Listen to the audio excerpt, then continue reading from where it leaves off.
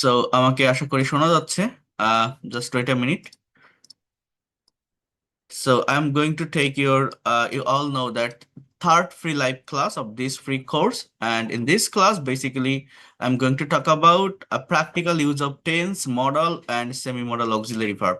আজকের এই ক্লাসটি অনেক বেশি গুরুত্বপূর্ণ হবে। এর আগে দুটো ক্লাস আমি নিয়েছি আপনাদের এই কোর্সের। আজ হচ্ছে তৃতীয় ক্লাস। আপনারা যারা ইংলিশে কথা বলতে গেলে প্রবলেম ফেস করেন, স্পিকিং করতে পারেন না ফ্লুয়েন্টলি, ইভেন একটা সেন্টেন্স তৈরি করতে গেলে টেন্স এর ভুল হয়, সঠিক টাইমে একটা কথাকে বলতে পারেন না, বা একটার পর আরেকটা সেন্টেন্স ইনস্ট্যান্টলি নিয়ে আসতে পারেন না, এই জায়গাগুলো থেকে কিভাবে ওভারকাম করা যায় আমি দেখাবো। আপনারা অনেকেই টেন্স পড়েন, প্রত্যেকেই জানেন টেন্স একটা কম্পালসারি টপিক। ইংরেজি ভাষা, ইংলিশ ল্যাঙ্গুয়েজ শিখতে গেলে টেন্স শেখা লাগে। কিন্তু এই টেন্সটাকে প্র্যাকটিক্যালি কিভাবে আমরা অ্যাপ্লাই করতে পারি সেটা আমি দেখাবো।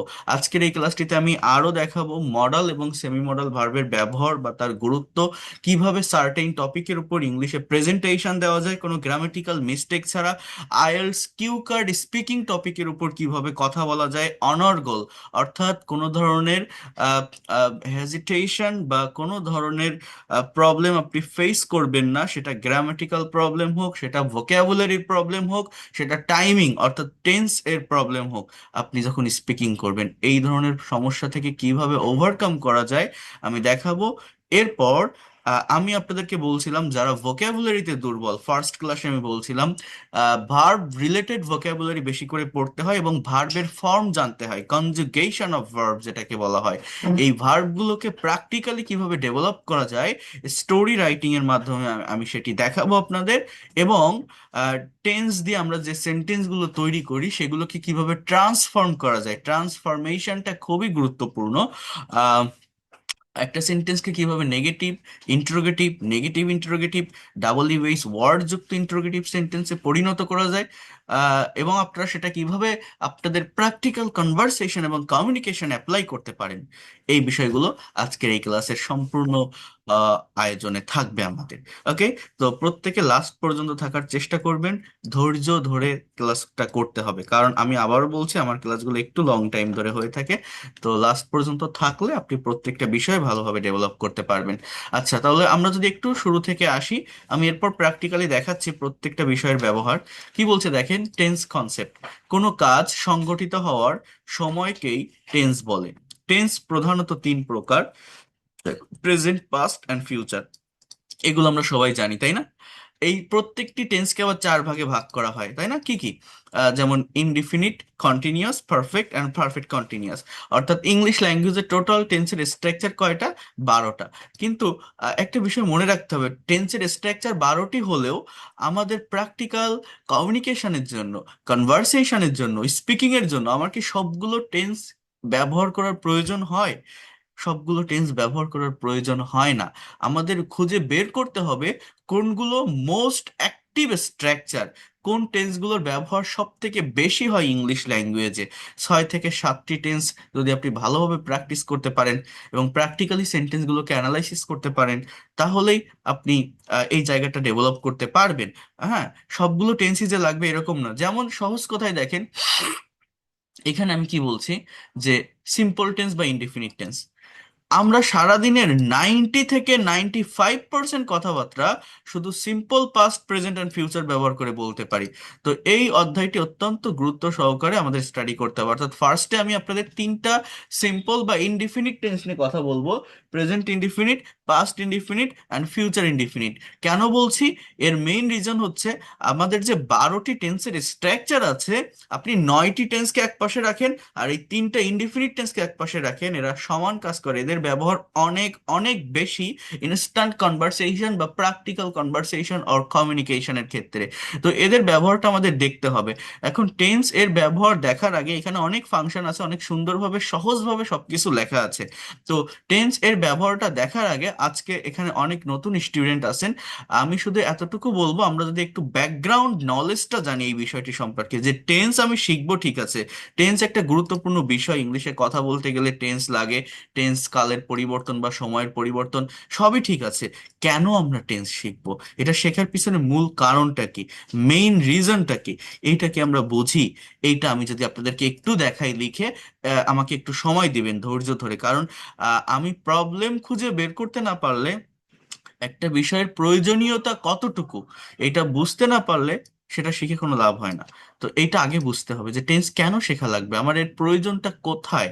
দেখেন, আমি যদি এটা প্র্যাকটিক্যালি দেখিয়ে দিই, কারণ আমরা সব দিন ওই গতানুগতিক ধারা এইভাবেই পড়ি, টেন্স তিন প্রকার, প্রেজেন্ট, পাস্ট, ফিউচার, এর আবার চারটা করে ভাগ আছে, বা ডেফিনেশন পড়ি, চিরন্তন সত্য, বৈজ্ঞানিক সত্য, এগুলো বোঝালে present indefinite tense, structure, subject plus ভার্বের প্রেজেন্ট ফর্ম প্লাস অবজেক্ট। কিন্তু এই গতানুগতিক ধারায় না পড়ে যদি আমরা একটু ডিফারেন্ট ওয়েতে বোঝার চেষ্টা করি, প্র্যাকটিক্যালি সিচুয়েশন অনুযায়ী বোঝার চেষ্টা করি, it will be better for you. Okay, সেটা কি? আমি ফার্স্ট ক্লাসে আপনাদেরকে বলছিলাম, ইংলিশে যে কোনো সেন্টেন্স, যারা একদমই দুর্বল, বোঝার চেষ্টা করেন, ইংলিশে যে কোনো সেন্টেন্স বা বাক্য তৈরি করার জন্য একটা পার্টিকুলার স্ট্রাকচার আছে। There is a particular structure of making any kinds of English sentence. সেই স্ট্রাকচারটি কি ছিল আপনাদের কারো মনে আছে কিনা একটু দেখার চেষ্টা করেন। ফার্স্টে আমাদের সাবজেক্ট থাকবে, যে কোনো একটা সেন্টেন্স বা বাক্য তৈরি করতে গেলে first of all we need a subject. এই সাবজেক্টের জায়গাটাতে আমাদের নাউন অথবা প্রোনাউনের ব্যবহার করতে হয়। নাউন অথবা প্রোনাউন, এটা কি পার্টস অফ স্পিচ। এই পার্টস অফ স্পিচ কি, এটা নিয়ে আমি গত ক্লাসে কনসেপ্ট বা ধারণা আপনাদের দিয়েছিলাম, যে এটা ইংলিশ ল্যাঙ্গুয়েজের একটা ফান্ডামেন্টাল থিংস, মৌলিক বিষয়, এটা শেখা খুবই দরকার। এটার উপর রেকর্ডেড ক্লাসও আছে, আপনারা দেখে নেবেন। এরপর হচ্ছে ভার্বের প্রয়োজন হয়, এই ভার্বও একটা পার্টস অফ স্পিচ, এটা খুবই গুরুত্বপূর্ণ। এরপর কি, এরপর হচ্ছে এক্সটেনশন। এই এক্সটেনশনের জায়গাটাতে আমরা অনেকেই বলি যে একটা সেন্টেন্সের স্ট্রাকচার হচ্ছে subject plus verb plus object, কিন্তু মনে রাখবেন অবজেক্ট না, subject plus verb plus extension. কারণ এই জায়গাটাতে অবজেক্ট বসতে পারে, অথবা কমপ্লিমেন্ট বসতে পারে, অথবা এখানে অ্যাডভার্বিয়াল ফ্রেজের ব্যবহার হতে পারে। অ্যাডভার্বিয়ালস, এই যে একটা স্ট্রাকচার আমি লিখলাম না, মোস্ট অফ দ্য টাইম প্রায় 90% ইংলিশ সেন্টেন্স বা বাক্য তৈরি করার জন্য আমার এই স্ট্রাকচারটি ব্যবহৃত হয়। এইটা আপনাদের মনে রাখতে হবে, ইংলিশে যে কোনো সেন্টেন্স তৈরি করার ক্ষেত্রে মূলত এই স্ট্রাকচারটি ব্যবহৃত হয়। এখন সাবজেক্ট কি? সাবজেক্ট হচ্ছে নাউন প্রোনাউন, মানে নাম বা সর্বনাম। অর্থাৎ সাবজেক্ট কি? সাবজেক্ট মানে একটা কথা যখন বলা হয়, সহজভাবে যদি বলি, একটা কাজ যখন করা হয়, কেউ তো একজন করে, কেউ তো একজন বলে। একটা বাক্যের সাবজেক্ট হতে পারে আই, অর্থাৎ আমি, অর উই, অর ইউ, অথবা হি, হ্যাঁ, অথবা শি, অথবা রহিম, অথবা করিম। অর্থাৎ একটা কথা বলা হবে, একটা কাজ করা হবে, কেউ তো একজন করবে, কেউ তো একজন বলবে। অর্থাৎ সাবজেক্ট এরকম একটা নির্দিষ্ট সার্কেলের ভিতর থাকে, I, we, you, he, she, they, it. এবার সাবজেক্টের পরে যে কোনো ইংলিশ সেন্টেন্স বা বাক্য তৈরি করতে গেলে আমাদের ভার্বের প্রয়োজন। আমি এটা ফার্স্ট ক্লাসে বলেছিলাম। ভার্ব কি? Verb is the heartbeat of English sentences. Verb denotes being, having, or doing something. I mean, without verb you can not be able to make any kinds of English sentences. Verb হচ্ছে ইংলিশের সব থেকে গুরুত্বপূর্ণ একটি part. Verb ছাড়া ইংরেজিতে কোনো বাক্য তৈরি করা যায় না। বাংলা ল্যাঙ্গুয়েজটা এখানে ডিফারেন্ট, বাংলায় ভার্ব লাস্টে থাকে, ইংলিশে ভার্ব কোথায় থাকে? সাবজেক্টের পরে। এই বিষয়টি আপনাদেরকে বুঝতে হবে। যেমন আই ইট, আমি খাই, উই প্লে, প্লে মানে কি? খেলা, আমরা খেলি। ইউ ডু, তুমি করো, ডু মানে কি? করা। হি, এখানে একটা ভার্ব বসায় দেন। হি ড্রাইভ, ড্রাইভ মানে কি? চালানো, সে চালায়। সি ড্র, ড্র মানে কি? আঁকা, তাহলে সে আঁকে। হ্যাঁ, দে গো, গো মানে কি? যাওয়া, তাহলে সে বা তারা যায়। রহিম, এখানে একটা ভার্ব, যে কোনো একটা ভার্ব বসায় দেন। ফর এক্সাম্পল, রহিম স্পিক, রহিম বলে।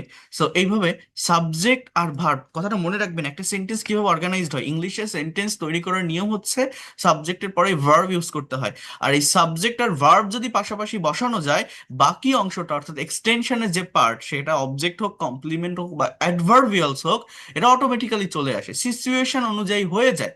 হ্যাঁ, তাহলে আমি খাই, কি খাই? আপনি ভাত খান, ডাল খান, রুটি খান, যেটা খান আপনি বসান। এখন আমি যদি বলি আই ইট রাইস, এটাই আমার একটা কমপ্লিট সেন্টেন্স, তাই না? I eat rice. We play football, আমরা ফুটবল খেলি, এটা একটা কমপ্লিট সেন্টেন্স। ইউ ডু, তুমি করো, কি করো? ইউ ডু দা ওয়ার্ক, তুমি কাজ করো, এটা একটা complete sentence, right? He drives, সে চালায়, মানুষ চালায় কি? হি ড্রাইভস আ কার, সে একটা গাড়ি চালায়। হি ড্রাইভস আ কার, হ্যাঁ, এটা একটা কমপ্লিট সেন্টেন্স। শি ড্রস, সে আঁকে, মানুষ আঁকে কি? শি ড্রস আ পিকচার, সে একটা ছবি আঁকে। She draws a picture. হ্যাঁ, দে গো, তারা যায়, মানুষ যায় কোথায়? আমি যদি বলি দে গো টু স্কুল, তারা স্কুলে যায়, এটা একটা কমপ্লিট সেন্টেন্স। রহিম স্পিক্স, রহিম বলে, রহিম বলে কি বলে, মানুষ বলে কি, রহিম স্পিক্স ইংলিশ, রহিম ইংরেজি বলে। অর্থাৎ এরকম সাবজেক্ট আর ভার্ব পাশাপাশি বসাতে পারলে আমার বাকি অংশটা অটোমেটিক্যালি চলে আসে, এক্সটেনশনের যে পার্ট এটি অটোমেটিক্যালি চলে আসে। এই জন্য আমি বলছিলাম যারা ইংলিশে ভোক্যাবুলারিতে দুর্বল, অনেকেই মনে করেন যে আমি ইংলিশ ল্যাঙ্গুয়েজটা পারি না, লিখতে পারি না, পড়তে পারি না বা বলতে পারি না। এটা না পারার প্রধান কারণ হচ্ছে আমি ছোটবেলা থেকে ইংলিশটা ভালো করে শিখিনি, আমার বেসিক ভালো না, তেমন কোনো টিচার পাইনি। বাট এখন আমার প্র্যাকটিক্যাল লাইফে, আমি এসএসসি পাস, এইচএসসি পাস, তেমন লেখাপড়াও জানি না, বাট প্র্যাকটিক্যাল লাইফে কমিউনিকেশন কনভারসেশনের জন্য ইংলিশটা এখন লাগবে, আমার প্রয়োজন। তো কিভাবে আমি ডেভেলপ করতে পারি? আমার তেমন ভোকাবুলারি জানা নেই। আমি আপনাদের কি বলেছিলাম ফার্স্ট ক্লাসে, যে ভোকাবুলারি সম্পর্কে যাদের কনসেপ্ট বা ধারণা নেই, ভোকাবুলারি বলতে যে যত পারেন ভার্ব রিলেটেড ভোকাবুলারি পড়বেন। কেন? কারণ সাবজেক্ট একটা নির্দিষ্ট সার্কেলের ভিতর থাকে। একটা বাক্যের সাবজেক্ট হয় আই, না হলে উই, না হলে ইউ, হি, শি, দে, এগুলো হবে, এর বাইরে কিছু না। সাবজেক্টের পর যদি ভার্বটা ইউজ করতে পারেন, বাকি অংশটা অটোমেটিক্যালি চলে আসে। তাহলে আমার জানতে হবে কোনটা? Verb, verb related vocabulary. এখানে আমি আপনাদের ফার্স্ট ক্লাসে বলছিলাম যে আমার কাছে একটা পিডিএফ ফাইল আছে, এই পিডিএফ এ 200টি ভোক্যাবুলারি আছে। এই ভার্বগুলো দুই ভাবে হয়। একটা হচ্ছে রেগুলার বা উইক ভার্ব, যে ভার্বে দুইটা বা তিনটা ফর্ম ডিফারেন্ট থাকে, ভার্বের ফর্ম পড়তে হবে, কেন পড়তে হবে সেটা বলছি। যে ভার্বের দুইটা বা তিনটা ফর্ম ডিফারেন্ট বা আলাদা থাকে তাকে ইরেগুলার বা স্ট্রং ভার্ব বলে। আর যাদের সেম থাকে, যেমন এইগুলো, তাকে রেগুলার বা উইক ভার্ব বলে। আমার এখানে 200টি ভার্ব আছে। এই 200টি ভার্ব মোস্ট ইউজফুল ভার্ব, যে ভার্বগুলো আমরা আমাদের রেগুলার কনভারসেশন বা কমিউনিকেশনে, ডে টু ডে লাইফে বাংলায় হরহামেশা ব্যবহার করে থাকি, ইউজ করে থাকি। বাট ইংলিশে ওয়ার্ড মিনিং না জানার কারণে, ফর্ম না জানার কারণে আমরা ইংলিশে কথা বলতে পারি না। আমি এতটুকু অ্যাসিওর করতে পারি কনফিডেন্টের সাথে, কারো যদি এই বাছাইকৃত 200টি ভার্ব সম্পর্কেও কনসেপ্ট থাকে, আমি এটা আবার দিয়ে দিব, আমি ফার্স্ট ক্লাসে দিয়েছিলাম আপনাদের ফ্রিতেই। সো কারো যদি এই 200টি ভার্ব সম্পর্কেও কনসেপ্ট থাকে, সে ইংলিশে কথা বলতে পারবে। তার বেশি ভোকাবুলারি তার জানা লাগবে না। বাকি যে ভোকাবুলারি থাকে, সেন্টেন্স তৈরি করতে করতে, স্পিকিং প্র্যাকটিস করতে করতে, রিডিং অ্যানালাইসিস করতে করতে অটোমেটিক্যালি ডেভেলপ করতে পারবে। হ্যাঁ, ফার্স্ট স্টেপে যে ভোকাবুলারি গুলো রাখবে, আপনি জাস্ট এই 200টি ভোকাবুলারি পড়েন, আপনি বিশ্বাস করেন এর বাইরে আপনার আর কোনো কিছু লাগবে না। বাকি সব কিছু অটোমেটিক্যালি চলে আসবে, সিচুয়েশন অনুযায়ী হয়ে যাবে। তো এই জন্য আমি বারবার বলি যে যারা ভোকাবুলারিতে দুর্বল, যারা বারবার বলেন গতানুগতিক ধারায় না পড়ে এই ভার্ব রিলেটেড ভোকাবুলারি গুলো পড়েন। এটা দরকার, এটা প্রয়োজন। এই যে সেন্টেন্সগুলো আমি তৈরি করলাম, আমি গত ক্লাসে দেখিয়েছিলাম যে এইখান থেকে একটা সেন্টেন্সকে কিভাবে বড় করা যায়। আমরা সারা জীবন এই ছোট ছোট সেন্টেন্স তৈরি করতে, লিখতে বা বলতে অভ্যস্ত। কিভাবে এই বাক্যগুলোকে আরো লং করা যায়, এই বাক্যের ভিতরে এক্সট্রা ইনফরমেশন দেওয়া যায়। যেমন অবজেক্ট কি? অবজেক্ট হচ্ছে কোনো বাক্যের ভার্বকে হোয়াট অ্যান্ড হুম, কি বা কাকে দ্বারা প্রশ্ন করলে যে উত্তর পাওয়া যায় তাকে অবজেক্ট বলে। আমি খাই, কি খাই, ভাত খাই, এটা অবজেক্ট। কি খেলি, ফুটবল খেলি, এটা অবজেক্ট। কি করি, কাজ করি, এটা অবজেক্ট। কি চালাই, গাড়ি চালাই, এটা অবজেক্ট। কিন্তু আমি যদি বলি দে গো, তারা যায়, কি যায়, কাকে যায়, স্কুল যায়, এটা কি মিলে? মিলে? দেখেন, এটা মিলতেছে না, এটা হয় না। তারা কোথায় যায়, তাহলে হবে স্কুলে যায়। গো কে যদি আমি কোথায় দিয়ে প্রশ্ন করি, যে ওয়্যার ডু দে গো, তাহলে হবে হচ্ছে টু স্কুল। হোয়াট অ্যান্ড হুম দিয়ে কিন্তু এই কোশ্চেনটা করা যায় না। অর্থাৎ এই টু স্কুল কোনো অবজেক্ট না। এটাকে কি বলা হয় জানেন? Adverbial phrase, adverb of place. এই গোটা একটা ইনট্রানজিটিভ ভার্ব। এগুলো জানতে হয় যে কোনটা অবজেক্ট কোনটা অবজেক্ট না। কারণ কেউ যদি আপনাকে এই বাক্যটা দিয়ে বলে এটার প্যাসিভ করো তো, দে গো টু স্কুল, এটার প্যাসিভ ভয়েস করা যায় না। যে বাক্যে অবজেক্ট থাকে না, যে বাক্যে ট্রানজিটিভ ভার্ব থাকে না, তার প্যাসিভ ভয়েস করা যায় না। তো এগুলো জানতে হয়। যেমন ভার্বকে কি বা কাকে দ্বারা প্রশ্ন করলে অবজেক্ট পাওয়া যায়, ভার্বকে কোথায়, কখন, কিভাবে, কেন, এগুলো দ্বারা প্রশ্ন করলে অ্যাডভার্বিয়াল ফ্রেজ পাওয়া যায়। এগুলো দিয়ে একটা সেন্টেন্সকে বড় করা যায়। এটা আমি গত ক্লাসে বলছিলাম। কমপ্লিমেন্ট মানে পরিপূরক।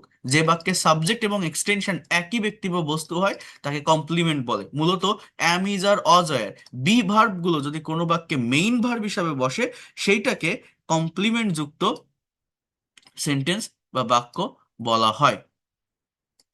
Just wait. এটা আমি আপনাদেরকে বলছিলাম।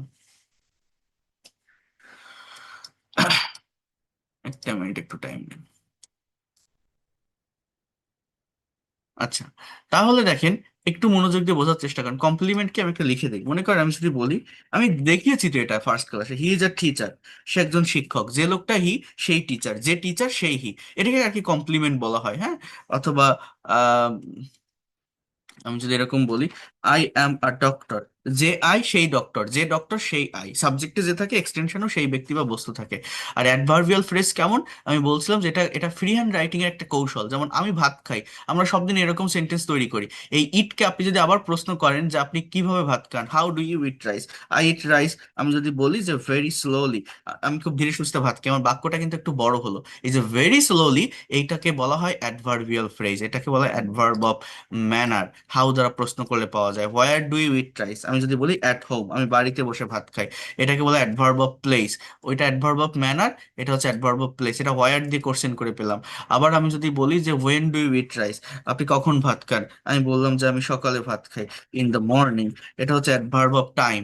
অ্যাডভার্ব অফ টাইম, আপনি যে ভাত খান, কেন ভাত খান, why do you eat rice, শরীরে শক্তি পাওয়ার জন্য ভাত খাই, to get energy in my body, হ্যাঁ, just in body. So main কথা হচ্ছে কি, আপনি যদি ভার্বকে কোশ্চেন করেন কি দিয়ে, ডাবলি বেস ওয়ার্ড, হাউ, হোয়ার, হ্যাঁ, ওয়েন, হোয়াই, তাহলে একটা সেন্টেন্স বা বাক্যের ভিতর অনেক ইনফরমেশন নিয়ে আসা যায়।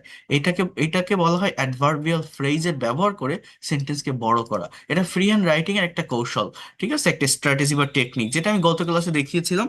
তো এটা নিয়ে আর আমি কথা বলবো না, আপনাদের এই স্ট্রাকচারটা জানিয়ে রাখলাম যে ইংলিশে যে কোনো সেন্টেন্স তৈরি করতে গেলে মূলত এই স্ট্রাকচারটি প্রয়োজন হয়। এইভাবে একটা সেন্টেন্স অর্গানাইজড হয়, সাবজেক্ট শুরুতে থাকে, সাবজেক্টগুলো একটা সার্কেলের ভিতর থাকে, ভার্ব বসাতে পারলে এক্সটেনশন অটোমেটিক্যালি চলে আসে। আমরা যারা ভোকাবুলারিতে দুর্বল, ভোকাবুলারি বলতে ভার্ব রিলেটেড ভোকাবুলারি পড়তে হবে। এই গেল একটা পার্ট বা একটা বিষয়। এইবার যে মেইন পার্টটাতে আসবো সেটা হচ্ছে স্পোকেন ইংলিশ। আপনারা যারা ইংলিশে কথা বলতে পারেন না, যারা স্পিকিং করতে পারেন না, আমাদের কথা বলতে গেলে বা স্পিকিং করতে গেলে প্রবলেমটা কোথায় হয়, আমরা কেন পারি না, এটার মেইন রিজনটা কি? দেখেন, এইখানে যে বাক্যগুলো আছে, একটু ফোকাস করেন, আমার কথাগুলো মনোযোগ দিয়ে শুনবেন। কি লেখা আছে? আই ইট রাইস, আমি ভাত খাই, উই প্লে ফুটবল, আমরা ফুটবল খেলি, তুমি কাজ করো, সে গাড়ি চালায়, সে ছবি আঁকে। অর্থাৎ একটা কাজ কেউ অ্যাজ ইউজুয়াল করে, রেগুলার ওয়েতে করে, প্রতিদিন করে। অ্যাজ ইউজুয়াল কোন একটা কাজ রেগুলারলি হয়ে থাকে। আমি যদি, যারা টেন্স চেনেন বা জানেন বা বোঝেন, আমি যদি আপনাদের বলি এগুলো কোন টেন্সে লেখা আছে, আপনি কি বলবেন? এক কথায় বলবেন যে এগুলো প্রেজেন্ট ইনডিফিনিট টেন্স, তাই না? সাবজেক্টের পর তো ভার্বের প্রেজেন্ট ফর্ম। কিন্তু আপনি যখন প্র্যাকটিক্যালি কারোর সাথে কনভারসেশন করবেন, কমিউনিকেশন করবেন, ইংলিশে কথা বলবেন, এরকম একটা টাইমে কথাকে রেখে আপনি এগোতে পারবেন না। You have to change your sense, you have to change your thought, you have to change your time. How can you do that? আপনাকে আপনার টাইমের পরিবর্তন করতে হবে। এটা কিভাবে আপনি করবেন বোঝার চেষ্টা করেন। আমি এটাও দেখিয়েছি আপনাদের একটা ক্লাসে, আপনার ফার্স্ট ক্লাসে। মনে করেন এ এবং বি, দুটো মানুষ, বোঝার চেষ্টা করেন টেন্স আমরা কেন শিখি। দেখেন, এ এবং বি, মনে করেন এরা দুইজন বন্ধু, হ্যাঁ, একটা একটা বাসায় থাকে। তো এ বাইরে থেকে রাতের বেলায় বাসায় আসছে, এসে বি কে জিজ্ঞাসা করছে যে তুমি কি রাতে ভাত খেয়েছো? বলেন তো কি বললাম বাংলাটা, রিপিট আফটার মি। তুমি কি রাতে ভাত খেয়েছো? ইংলিশটা এরকম যে have you eaten rice at night, এটা প্রেজেন্ট পারফেক্ট টেন্স। খেয়েছো, গিয়েছো, করেছো, নিয়েছো, দিয়েছো, হ্যাঁ। আহ, কেউ আপনার পাশে বসে আছে বা এইমাত্র আপনার কাছে আসলো, আপনি আমার আমার ক্লাস করছেন, এখন you are doing my live class, but someone has come to you, কেউ একজন আপনার কাছে আসলো, আপনি তাকে বলছেন যে have you eaten rice at night, রাতে খেয়েছো বা খেয়েছেন, এরকম। এটা প্রেজেন্ট পারফেক্ট টেন্স। এখন বি উত্তর দিচ্ছে যে আমি খাইনি। I have I have not eaten rice, I have not eaten rice. এবার বি উল্টে আবার একে কোশ্চেন করছে যে তুমি কি এখন খাইতেছো, মানে তুমি কি এখন খেতে যাচ্ছ, তুমি কি এখন খাবে।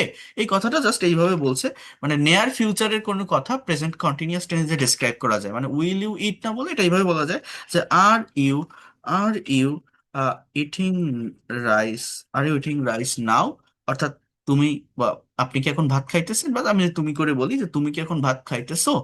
এবার এ আবার উত্তর দিচ্ছে এইভাবে, আমি সকালে খেয়েছিলাম, অর্থাৎ আই এট রাইস, খেয়েছিলাম, করেছিলাম, গিয়েছিলাম, নিয়েছিলাম, এটা পাস্ট ইনডিফিনিট টেন্সের সেন্সে আসে। একটা কাজ হয়ে গেছে, অনেক আগে হয়েছে, তার ফল বা রিয়েকশন নেই, বাংলা ক্রিয়াপদে ল বা লাম থাকে। So I ate rice in the morning, আমি এরকম একটা কথা বললাম যে আমি সকালে ভাত খেয়েছিলাম, এখন খাবো না। I will not eat rice now, এই যে কথাটা আমি বললাম, এতটুকুই থাক। মনে করেন এ এবং বি দুজনের ভিতরে একটা কনভারসেশন আমি তৈরি করলাম। একটু বোঝার চেষ্টা করেন, এই কনভারসেশনে আমি কিন্তু প্রত্যেকটা বাক্যে একটা কমন ভার্ব ব্যবহার করছি। সেই ভার্বটা কি? ইট। ইট মানে কি? খাওয়া। ইট মানে কি? খাওয়া। এই ইট শব্দটি কিন্তু প্রত্যেকটি বাক্যে আছে, কিন্তু কোনো বাক্যে ইট ওয়ার্ডটিকে, জাস্ট ইট, আমি রাখিনি। দেখেন, কোথাও লিখেছি E A T E N, eaten, কোথাও লিখেছি E A T I N G, eating, কোথাও লিখেছি এ টি ই এইট, কোথাও লিখেছি উইল নট ইট বা will eat, whatever you say. কেন এরকম লিখলাম? ইট কি কোথাও আছে দেখেন তো? জাস্ট ইট কোথাও আছে? ভার্বটা তো আমার ইট, খাওয়া, কিন্তু সেটা না লিখে ইটেন, ইটিং, এইট, উইল ইট কেন লিখলাম? আমি যখন একজনের সাথে কনভারসেশন করছি, কমিউনিকেশন করছি, একটা স্টেবল টাইমে, একটা স্টেবল পজিশনে কথাকে রেখে আমি এগোতে পারি না বা পারছি না। আমার টাইমের পরিবর্তন করতে হচ্ছে প্র্যাকটিক্যাল কনভারসেশনে। এই পরিবর্তন অনুযায়ী ভার্বের ফর্ম ইউজ করতে হচ্ছে। অর্থাৎ আমি এখানে প্রেজেন্ট পারফেক্ট টেন্স ইউজ করেছি, প্রেজেন্ট কন্টিনিউয়াস টেন্স ইউজ করেছি, পাস্ট ইনডিফিনিট টেন্স ইউজ করেছি, ফিউচার ইনডিফিনিট টেন্স ইউজ করছি। টেন্স মানে কি? টেন্স মানে হচ্ছে ভার্বের ফর্মের পরিবর্তন, মনে রাখবেন।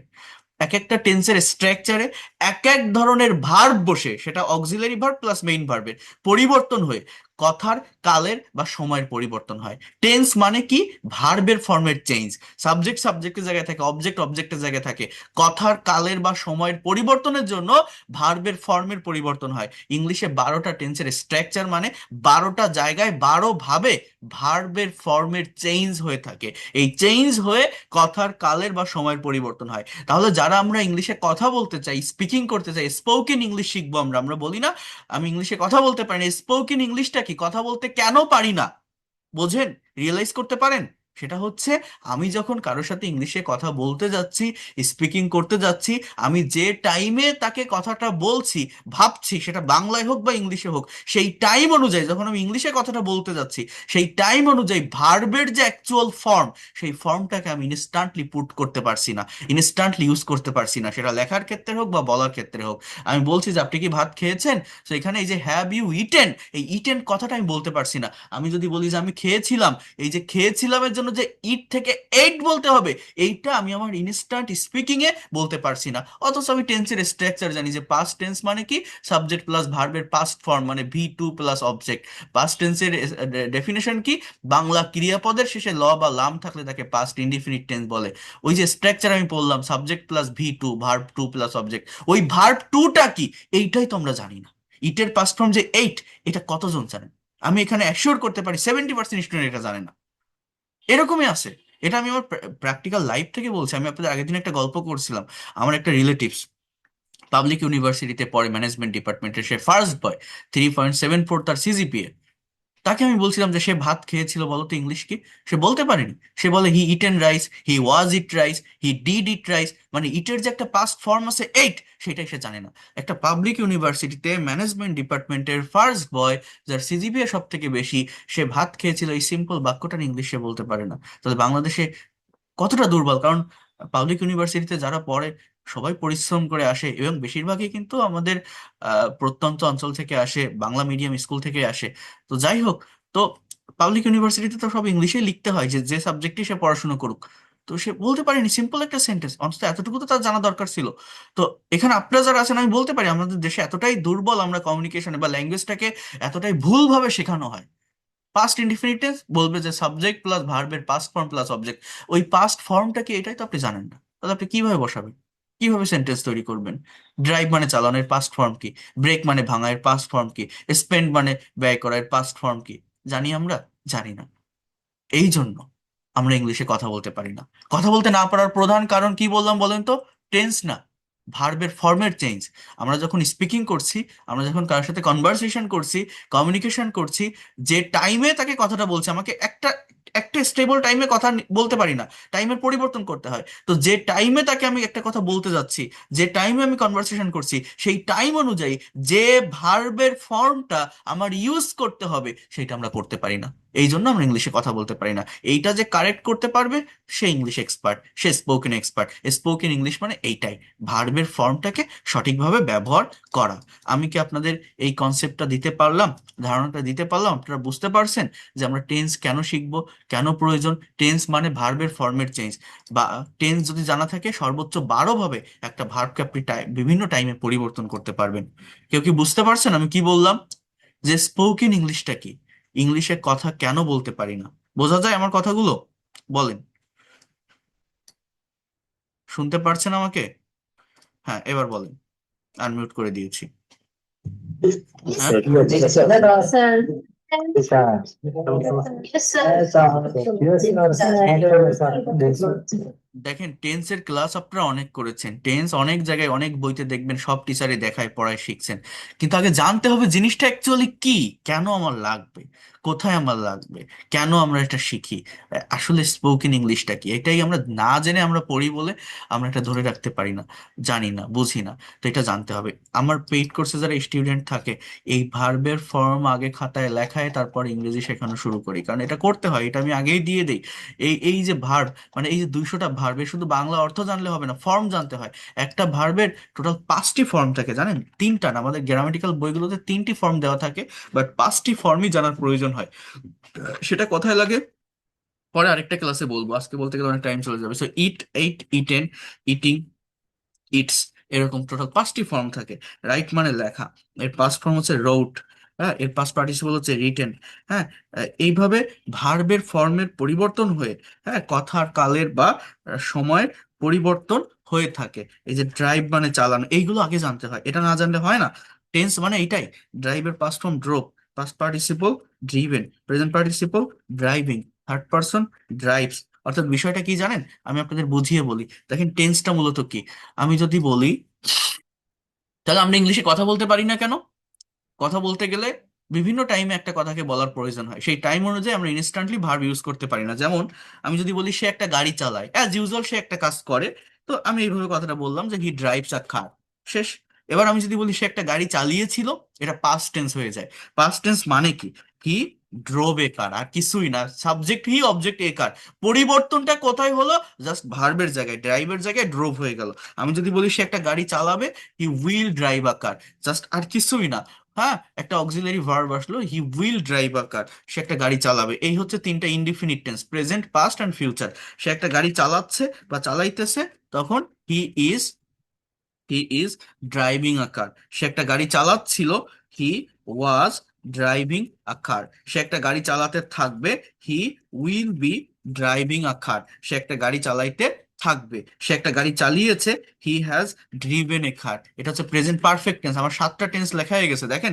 সাবজেক্ট হি, অবজেক্ট এ কার, কথার কালের বা সময়ের পরিবর্তনের জন্য পরিবর্তনটা কোথায় হলো, ভিতরে ভার্বের ফর্মে। এই হ্যাজের জায়গায় যদি বলি হি হ্যাড ড্রিভেন এ কার, এটা পাস্ট পারফেক্ট হয়ে যায়। হ্যাঁ, সে একটি গাড়ি চালিয়েছিল, he will have driven a car, সে একটি গাড়ি চালিয়ে থাকবে, এটা ফিউচার পারফেক্ট হয়ে যায়। আমার 9টা টেন্স লেখা হয়ে গেছে, আর 3টা আছে, আর 3টা হচ্ছে পারফেক্ট কন্টিনিউয়াস। যেমন হি হ্যাজ বিন ড্রাইভিং, অনেক অনেক আগে থেকে শুরু হয়ে এখনো পর্যন্ত কোন একটা কাজ হচ্ছে বা চলছে বোঝালে তাকে প্রেজেন্ট পারফেক্ট কন্টিনিউয়াস টেন্স বলে।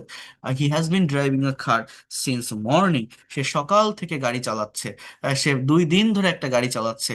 যদি ধরে বোঝায়, ফরের ব্যবহার হয়, ফর ধরে, যাবত বা ব্যাপিয়া বোঝাতে, পয়েন্ট অফ টাইম বোঝাতে, থেকে বোঝাতে সিন্সের ব্যবহার হয়। তো যাই হোক, এই যে বাক্যগুলো আমি লিখলাম, সাবজেক্ট কি, হি, অবজেক্ট কি, এ কার, কথার পরিবর্তন, কালের পরিবর্তন, সময়ের পরিবর্তনের জন্য পরিবর্তনটা কোথায় হলো, ভিতরে ভার্বের ফর্মে। তাহলে এখানে ভার্বটা কি, ড্রাইভ।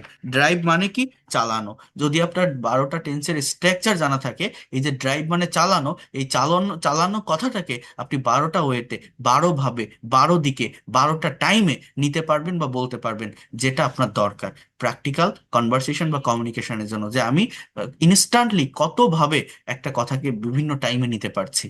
এইটা টেন্স জানা থাকলে সর্বোচ্চ 12টা টাইমে নেওয়া সম্ভব। কিন্তু এই যে 12টা টাইম বা সেন্স, কথাটা মনোযোগ দিয়ে বুঝবেন, আমাদের মনের সম্পূর্ণ ভাব প্রকাশ করার জন্য যথেষ্ট নয়। 12টা টাইম দিয়ে সব প্রকাশ করা যায় না। আপনার মনের হোল সেন্স বা থটটাকে আরো ব্রড করতে হলে, আরো ডিটেলস এক্সপ্রেস করতে হলে, টেন্সের পাশাপাশি modal and semi modal auxiliary ভার্বের ব্যবহার জানতে হয়, যারা আলাদা ক্যাটাগরির কিছু সেন্টেন্স তৈরি করে। এগুলো মূলত রিকোয়েস্ট, সাজেশন, অব্লিগেশন, পারমিশন, হ্যাঁ, প্রবাবিলিটি, অ্যাবিলিটি, এই ধরনের একটা সেন্স দেয়। হ্যাঁ, মডাল ইংলিশ ল্যাঙ্গুয়েজে টোটাল 18টার মতো মডাল সেমি মডাল আছে। আগে ফার্স্ট ক্লাসে আমি বলছিলাম, can, could, may, might, shall, should, will, would, need to, dare to, have to, has to, had to, am to, is to, are to, am, is, are, was, are, supposed to, going to। এগুলো জানা থাকলে কি হয়, এইটাকে আরো modify করা যায়। যেমন সে গাড়ি চালিয়েছিল, ইংরেজি কি, হি ড্রোভ এ কার। আমি যদি বলি সে গাড়ি চালাতো, চালাইতো, এটা কোনো টেন্স দিয়ে আপনি বলতে পারবেন না। আমি যদি বলি তার গাড়ি চালানো উচিত, তাকে এই গাড়িটা অবশ্যই চালাতে হবে। আমি যদি এখন বলি তার গাড়ি চালানোর কথা ছিল আজ, কিভাবে আপনি এগুলো ইংলিশে বলবেন? এগুলো বলতে গেলে ওই মডাল বা সেমি মডালের ব্যবহার করতে হবে। মানে টেন্স দিয়ে সব কথা বলা যায় না, সবগুলো টাইমে একটা কথাকে নেওয়া যায় না। এই জন্য টেন্স এর সাথে মডাল সেমি মডাল জানতে হয়। যেমন এইখানে আমি যদি বলি, এখানে 10টা টেন্স লেখা, এই হ্যাজ এর জায়গায় হ্যাড দিলে পাস্ট পারফেক্ট কন্টিনিউয়াস হবে, উইল হ্যাভ দিলে ফিউচার পারফেক্ট কন্টিনিউয়াস। তো যাই হোক, আর মডাল ভার্বের একটা সুবিধা হচ্ছে মেইন ভার্বটা একদম বেস ফর্মে থাকে, মডেলের পরিবর্তন হয়। যেমন he can drive A car, সে একটা গাড়ি চালাতে পারে। ক্যান মানে কি, পারা। ড্রাইভ মানে চালানো। He could drive a car, সে পারতো। He would drive a car, সে গাড়ি চালাইতো। He should drive a car, তার গাড়ি চালানো উচিত। He must drive a car, সে অবশ্যই গাড়ি চালাবে। He is to drive a car, গাড়ি চালাতে হয়। Is suppose to drive a car, তার গাড়ি চালানোর কথা। হ্যাঁ, he has to drive a car, তাকে গাড়ি চালাতে হবে। Had to drive a car, গাড়ি চালাতে হয়েছিল। এরকম অনেকগুলো মডেল এবং সেমি মডেল, মানে টোটাল 18টার মতো আছে। যদি আপনি জানেন তাহলে কি হবে, আমি এটা ফার্স্ট ক্লাসেই বলছি যে 12টা টেন্স প্লাস 18টা modal semi modal, total structure হয় 30টা। 30টা স্ট্রাকচার মানে একটা পার্টিকুলার ভার্বকে, অর্থাৎ এই যে ড্রাইভ মানে চালানো, এই চালানো কথাটাকে আপনি 30 ভাবে, 30 দিকে, 30টা টাইমে নিতে পারবেন বা বলতে পারবেন। আর এইটা যদি আপনি পারতে সক্ষম হন, whatever you think in Bangla, you will be able to speak in English. কেউ আপনাকে আটকাতে পারবে না, বিশ্বাস করেন, ইনশাল্লাহ you will be able to speak in English. যে কোনো কিছু আপনি বাংলায় ভাবেন না কেন, আপনি ইংলিশে সেই কথাটা বলতে পারবেন। এর বাইরে আর কোনো ধরনের টাইমিং আপনার শিখতে হবে না। আমরা ইংলিশে কথা বলতে পারি না কেন, যে টাইমটা আমি ব্যবহার করতে চাচ্ছি, যে সেন্সে একটা কথা বলতে চাচ্ছি, সেই টাইম অনুযায়ী ভার্বটা ইউজ করতে পারছি না। সেটা টেন্সের ব্যবহারে হতে পারে, সেটা মডালের ব্যবহার হতে পারে। সেটা যদি আমরা করা একবার শিখে যেতে পারি, এই 30টা ফাংশন যদি আমরা বুঝে যেতে পারি, কেউ আপনাকে আটকাতে পারবে না। এগুলোকেই কনভারসেশনে, এগুলোকেই রাইটিং এ অ্যাপ্লাই করতে হয়। ইংলিশ ল্যাঙ্গুয়েজ এই ছাড়া আর কোনো কিছুই না, নাথিং, বিশ্বাস করেন। এর বাইরে আর কোনো কিছুই প্রয়োজন হয় না। আমরা তো অরিজিনটাই বুঝি না, দেখার চেষ্টা করি না, ধরার চেষ্টা করি না। এই পর্যন্ত যে কথাগুলো আমি বললাম, আপনারা কি বুঝতে পারছেন? আমি এখনো টেন্সের মেইন ফাংশনের ভিতরে ঢুকিনি বা আসিনি, বাট এই পর্যন্ত যে কথাগুলো বললাম এটা বলার প্রয়োজন ছিল, এই জন্য আমি বলছি আপনাদের। বুঝতে পেরেছেন কি কি বলেছি? Yes. কথা ক্লিয়ার?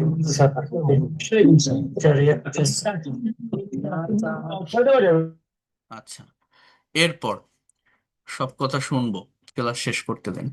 এরপর তাহলে আমাকে জানতে হবে 1 নাম্বার পয়েন্ট কি, ভার্ব। ভার্ব রিলেটেড ওয়ার্ড জানতে হবে, ভার্ব সম্পর্কে কনসেপ্ট রাখতে হবে। তারপর এই টেন্স, মডাল, সেমি মডাল এগুলো জানতে হবে। আর এগুলো দিয়ে শুধু একটা করে সেন্টেন্স তৈরি করলে তো হবে না। এই যে সেন্টেন্স তৈরি করলাম, এগুলোকে কিন্তু ট্রান্সফর্ম করা শিখতে হবে। হ্যাঁ, নেগেটিভ, ইন্টারোগেটিভ, তো সেটা দেখাচ্ছে। আমি এখন মেইন ফাইলের ভিতর আসি। তাহলে এবার দেখেন যে সিম্পল টেন্স বা অ্যাফার্মেটিভ সেন্টেন্স এখানে কি বলছে, ট্রাই টু আন্ডারস্ট্যান্ড হিয়ার। বলছে স্টেপ 1, অ্যাফার্মেটিভ সেন্টেন্স। বোঝার চেষ্টা করেন, প্রথমে লেখা আছে স্টার্টার।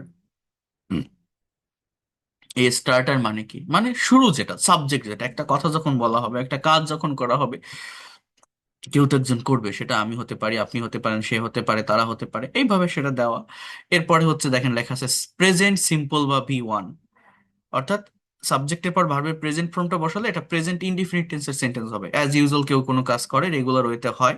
V2, রাইট এর পাস্ট ফর্ম রোট, সিং এর পাস্ট ফর্ম স্যাং, ওয়াচ এর পাস্ট ফর্ম ওয়াস্ট, নো এর পাস্ট ফর্ম নিউ। এইভাবে বসালে যেমন আমি গাই, আই সিং, আমি গেয়েছিলাম, আই স্যাং। আর ফিউচার ফর্ম বলে কোনো ফর্ম হয় না, এখানে 3টা ইনডিফিনিট টেন্স দাও, প্রেজেন্ট, পাস্ট এবং ফিউচার। এটা হচ্ছে প্রেজেন্ট ফর্মের আগে শ্যাল বা উইল যুক্ত করলে ফিউচারে কথাটা চলে যায়। তো শ্যালটা শুধু ফার্স্ট পার্সন সাবজেক্টের সাথে বসানো যায়। সাবজেক্ট যদি আই এবং উই হয় তাহলে শ্যাল বসে, ইউ হি সি দে এখানে বসে না। বাট উইলটাকে যে কোনো পার্সনের সাথে বসানো যায়, ফার্স্ট সেকেন্ড থার্ড, এবং মডার্ন গ্রামার অনুযায়ী সব জায়গায় উইলের ব্যবহারটা হয়ে থাকে। এই জন্য শ্যালটাকে স্কিপ করে আপনারা যদি উইলের ব্যবহারটা করেন সব জায়গায়, ইট উইল বি বেটার, কোনো কনফিউশন থাকে না। তাহলে প্রেজেন্ট ইনডিফিনিট মানে একটা কাজ অ্যাজ ইউজুয়াল হয়, পাস্ট ইনডিফিনিট মানে হয়ে গেছে, মানে গেছি লো, ল আসে, ফিউচার মানে হবে। আর সাবজেক্ট আর ভার্ব বসাতে পারলে বাকিটা অবজেক্ট বা এক্সটেনশন এটা তো অটোমেটিক্যালি চলে আসে। তো যে কথাটা আমি আপনাদেরকে বলবো, কম্পেয়ার করে পড়বেন একটার সাথে আরেকটা, তাহলে দ্রুত ডেভেলপ করা যায়, দ্রুত শেখা যায়। যেমন আই রাইট আ লেটার, আমি একটা চিঠি লিখি। আই রোট আ লেটার, আমি একটা চিঠি লিখেছিলাম। I will write a letter, আমি একটা চিঠি লিখবো। উই সিং আ সং, আমরা গান গাই। অ্যাজ ইউজুয়াল কোন একটা কাজ হয়, উই স্যাং আ সং, আমরা গান গেয়েছিলাম। We will sing a song, আমরা গান গাইবো, আমরা গান গাইবো। ওকে। ইউ ওয়াচ টিভি, তুমি টিভি দেখো। ইউ ওয়াচ টিভি, তুমি টিভি দেখেছিলে। ইউ উইল ওয়াচ টিভি, তুমি টিভি দেখবে। Okay, try to understand here. হ্যাঁ, তাহলে হি নোজ হিম, সে তাকে চেনে। হি নিউ হিম, সে তাকে চিনতো। হি উইল নো হিম, সে তাকে চিনবে। She plays football, present indefinite টেন্সের subject third person singular number হলে ভার্বের সাথে এস বা ইএস বসে। এর উপর আলাদা একটা ক্লাস আছে, সেকশন আছে, এই জন্য এটা নিয়ে খুব বেশি কথা আমি বলছি না, আমি দেখাবো পরে। সো শি প্লেইজ ফুটবল, সে ফুটবল খেলে। শি প্লেইড ফুটবল, সে ফুটবল খেলেছিল। শি উইল প্লে ফুটবল, সে ফুটবল খেলবে। দে ড্রাইভ আ কার, তারা একটা গাড়ি চালায়। দে ড্রোভ আ কার, তারা একটা গাড়ি চালিয়েছিল। দে উইল ড্রাইভ আ কার, তারা একটা গাড়ি চালাবে। হ্যাঁ, সো এইভাবে এই সেন্টেন্সগুলো হয়। টেন্সের ক্লাস তো আপনারা অনেক করেছেন, এই ক্লাসটি লাস্ট পর্যন্ত ধৈর্য ধরে করেন, আমি সব কিছু প্র্যাকটিক্যালি দেখাবো। আপনারা দেখেন কত ভালোভাবে প্রত্যেকটা বিষয় প্রত্যেকটা জায়গা ডেভেলপ করা যায়। এবং সঠিকভাবে যদি ইংলিশ ল্যাঙ্গুয়েজটা দেখা যায়, চর্চা করা যায়, ডেভেলপ করা যায়, এটা কঠিন কোনো কিছুই না, এটা অনেক সহজ। আমরা নিজেরাই এটাকে কঠিন করে ফেলি। হ্যাঁ, আমরা ভয় পাই। এই ল্যাঙ্গুয়েজটা শেখার ক্ষেত্রে ভয় পাওয়ার মতো কোনো কিছুই নেই, খুব সহজে এটা ডেভেলপ করা সম্ভব আমি মনে করি। তো দেখেন, এখানে বলছে আই ওয়াচ টিভি, আমি টিভি দেখি। সাবজেক্ট আই, অবজেক্ট টিভি, কথার কালের বা সময়ের পরিবর্তনের জন্য পরিবর্তনটা কোথায়, এই যে ভিতরে। আই ওয়াচ টিভি, আমি টিভি দেখি। আই ওয়াচ টিভি, আমি টিভি দেখেছিলাম। আই উইল ওয়াচ টিভি, আমি টিভি দেখব। আই ড্রাইভ আ কার, আমি একটা গাড়ি চালাই। আই ড্রোভ আ কার, আমি একটা গাড়ি চালিয়েছিলাম। আই উইল ড্রাইভ আ কার, আমি একটা গাড়ি চালাবো। ঠিক আছে, তাহলে এই এই তিনটা কি, ইনডিফিনিট বা সিম্পল টেন্স। একটা কাজ কেউ অ্যাজ ইউজুয়াল করে, একটা কাজ করেছিল, আর একটা কাজ করবে বা হবে, এরকম সেন্স দেয় বা অর্থ বোঝায়। Try to understand here. এবার দেখেন, আমরা শুধু এইভাবে সেন্টেন্স তৈরি করব না, এই সেন্টেন্সগুলোকে বা এই যে টেবিলটা আপনাদেরকে দেখাচ্ছি, কিভাবে এইখান থেকে আমরা এগুলোকে স্পিকিং এ পরিণত করতে পারি। আমি বারবার বলছি, আমরা রুলস আর স্ট্রাকচারের ভিতর সীমাবদ্ধ থাকবো না, প্র্যাকটিক্যালি কিভাবে সেটা আমাদের স্পিকিং এ, প্রেজেন্টেশনে অ্যাপ্লাই করতে হয়, আমরা সেইটা দেখব। ওকে। সো মনোযোগ দিয়ে দেখেন, ইংলিশে এই বিষয়গুলোকেই কিভাবে আমরা একটা সার্টেইন টপিকের উপর প্রেজেন্টেশন দিতে পারি। আমরা ইংলিশে কথা বলতে কেন পারি না, আপনি এটা দেখেন, আপনার বিষয়টা একদম ক্লিয়ার হয়ে যাবে। বোঝার চেষ্টা করেন। এখানে দেখেন, মনে করেন আমি আপনার কাছে, আপনি আমার স্টুডেন্ট, আমি আপনার কাছে একটা কোশ্চেন করব, এটা যে please speak about your daily activities. I mean what do you do every day, what's your daily activities, আপনি প্রতিদিন কি করেন, আপনার প্রতিদিনের কাজ কি, এটা কি আপনি ইংলিশে ডেসক্রাইব করতে পারবেন আমার সামনে? যদি পারেন, সেটা কিভাবে করবেন? দেখেন, যে কোনো টপিকের উপর কথা বলার আগে তার ব্যাকগ্রাউন্ডটা বুঝতে হয়, যে আমার টপিকটা কোন ধরনের টাইম ব্যবহার করে আমাকে প্রেজেন্টেশনটা দিতে হবে। যেমন প্রতিদিনের কাজকর্ম, আমার ডেইলি অ্যাক্টিভিটিস, যেটা আমি অ্যাজ ইউজুয়াল করি, রেগুলার ওয়েতে করি, আর মানে আমার হ্যাবিট, এটা প্রেজেন্ট ইনডিফিনিট টেন্স দিয়ে বলতে হয়। প্রেজেন্ট ইনডিফিনিট টেন্সের স্ট্রাকচার কি, সাবজেক্টের পর ভার্বের প্রেজেন্ট ফর্ম। ইংলিশ ল্যাঙ্গুয়েজে সাবজেক্টের পরেই ভার্ব বসে, আর সাবজেক্ট আর ভার্ব বসাতে বসাতে পারলে বাকি অংশটা অটোমেটিক্যালি চলে আসে, সিচুয়েশন অনুযায়ী হয়ে যায়। যেমন এইখানে কিভাবে একজন প্রেজেন্টেশন দিচ্ছে দেখেন, কিভাবে ইংলিশে প্রেজেন্টেশন দিতে হয়, স্পিকিং করতে হয়। একটা টপিকের উপর কথা বলার আগে সুন্দর একটা গ্রিটিংস বা ইন্ট্রোডাকশন দেওয়ার প্রয়োজন হয়। যেমন এখানে বলছে, ট্রাই টু আন্ডারস্ট্যান্ড হিয়ার, আসসালামু আলাইকুম, good afternoon you all, I am Sakib before you মানে আপনাদের সামনে, এখানে বিফোর এর পরিবর্তে আপনি বলতে পারেন in front of you. I am really glad to share my feelings, আমি সত্যি আনন্দিত আমার অনুভূতিটা ব্যক্ত করতে পেরে। I will try to say something about my daily activities, আমি আমার প্রতিদিনের কাজকর্ম সম্পর্কে কিছু বলার চেষ্টা করব। I get up early in the morning every day, আমি প্রতিদিন খুব সকালে ঘুম থেকে উঠি। তাহলে সাবজেক্ট কে? আই, ভার্ব কি? Get up. ওকে, দেখেন এখানে ভার্বগুলোকে ইয়েলো কালার দিয়ে হাইলাইট করা, এগুলো সবই প্রেজেন্ট ফর্মের ভার্ব, মানে এগুলো প্রেজেন্ট ইনডিফিনিট টেন্স। একটা কথা আপনাদের স্মরণ করিয়ে দেই, এই যে বলছি না যে 12টা টেন্সের স্ট্রাকচার, 18টা মডেল, সেমি মডেল, 30টা স্ট্রাকচার জানা থাকলে আপনি ইংলিশ এক্সপার্ট হবেন, কেউ আপনাকে আটকাতে পারবে না। সার্টেন একটা টপিকের উপর যখন স্পিকিং করা হয়, প্রেজেন্টেশন দেওয়া হয় বা কনভারসেশন করা হয়, আমার কি 30টা স্ট্রাকচারেরই প্রয়োজন হয়? না, মিক্সড স্ট্রাকচার লাগে না, 2টা 3টা স্ট্রাকচার দিয়েই সব কথা প্রকাশ করা যায় বা বলা যায়। সেইটা আগে ক্যাচ করতে হবে, ধরতে হবে যে টাইমিংটা কেমন। আমি একটা বিষয়ের উপর কথা বলতে যাচ্ছি, সেটা কনভারসেশন হোক বা প্রেজেন্টেশন হোক, আমি কোন টেন্সটা ইউজ করব এটা আগে বোঝা যায়। আমি আপনাদের বোঝাবো এই বিষয়গুলো। দেখেন এরপর কি বলছে, I brush my teeth, I wash my face and take ablution for Fajr prayer, ফজরের নামাজের জন্য আমি উজু করি। After that I do some exercise, তারপর আমি কিছু ব্যায়াম করি। Then I refresh my self and take my breakfast, এরপর আমি ফ্রেশ হই এবং আমার ব্রেকফাস্ট করি। Then I get ready to go to office or college at 9:30 AM, তারপর আমি 9:30টার দিকে অফিসে যাওয়ার জন্য রেডি হই। আই স্টার্ট মাই ওয়ার্ক, আমার কাজ শুরু করি। I take lunch at 2 PM, আমি 2টায় আমার লাঞ্চ করি। After that I come back from office at 5 PM, subject কে? আই, ভার্ব কে? এই যে আমার যে কাজ, সেই কাজগুলো। Okay, then then I spend some time with my family, আমার পরিবারের সাথে কিছু সময় কাটাই। I learn English for 1 hour, 1 ঘন্টার জন্য আমি ইংরেজি শিখি। Then I take my dinner at 10 PM, আমি 10টায় আমার ডিনার করি। I go to bed for sleeping at 11 PM। That's all about my daily activities, thanks for your patience. এটা আমার প্রতিদিনের কাজ, ধৈর্য ধরে শোনার জন্য ধন্যবাদ। তাহলে একটা মানুষ অ্যাজ ইউজুয়াল কি করে, এখানে তার একটা স্যাম্পল অ্যান্সার দেওয়া আছে। এইটার উপর ডিপেন্ড করে আপনি প্রতিদিন কোন কাজগুলো করেন। আপনি নিজের একটা প্রেজেন্টেশন তৈরি করে ফেলেন, পারবেন না? অবশ্যই পারবেন, এটা কিন্তু খুব কঠিন কিছু না। এখন আমাদের মূল জায়গাটায় আসতে হবে। মেইন জায়গাটা কি জানেন? আমি কি বলছি যে আমরা কথা বলতে পারি না কেন? আমরা আমরা কখনো একটা স্টেবল পজিশনে কথাকে রেখে এগোতে পারি না, আমাদের সময়ের পরিবর্তন করতে হয়। যেমন আমি যদি এখন আপনাকে প্রশ্ন করি যে ভাই বা ম্যাডাম, এখন রাত কয়টা বাজে? আহ, প্রায় 11টা বাজে।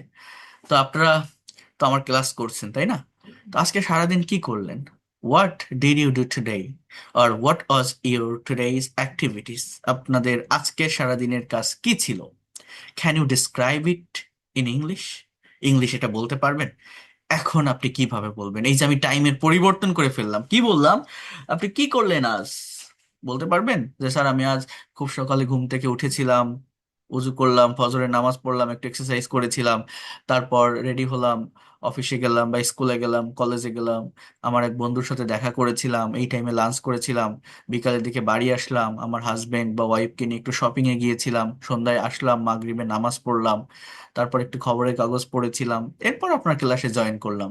এই যে করেছিলাম, গিয়েছিলাম, থেকেছিলাম, এসেছিলাম, নিয়েছিলাম, এই কথাগুলো আপনি কিভাবে এখন ইনস্ট্যান্টলি ইংলিশে বলবেন? আমরা পারি না কেন? টাইমের পরিবর্তন করতে পারি না, এটা করতে হবে। এখানে চেঞ্জটা কোথায় হবে বলেন তো? জাস্ট ভার্বের ফর্মে। এইখানে প্রেজেন্ট ফর্মের ভার্ব আছে, অতীতের কথা বলতে গেলে জাস্ট পাস্ট ফর্মের ভার্ব ইউজ করতে হবে। এইটাই হচ্ছে অ্যাকচুয়াল জায়গা, এইটা যারা ধরতে পারে বা বুঝতে পারে তারা ইংলিশে কথা বলতে পারে। এই দেখেন, what did you do yesterday, এখানে ইয়েস্টারডে বলছে যে আপনি গতকাল কি করেছিলেন, আর what was your yesterday activities, আপনার গতকালকের কাজ কি ছিল।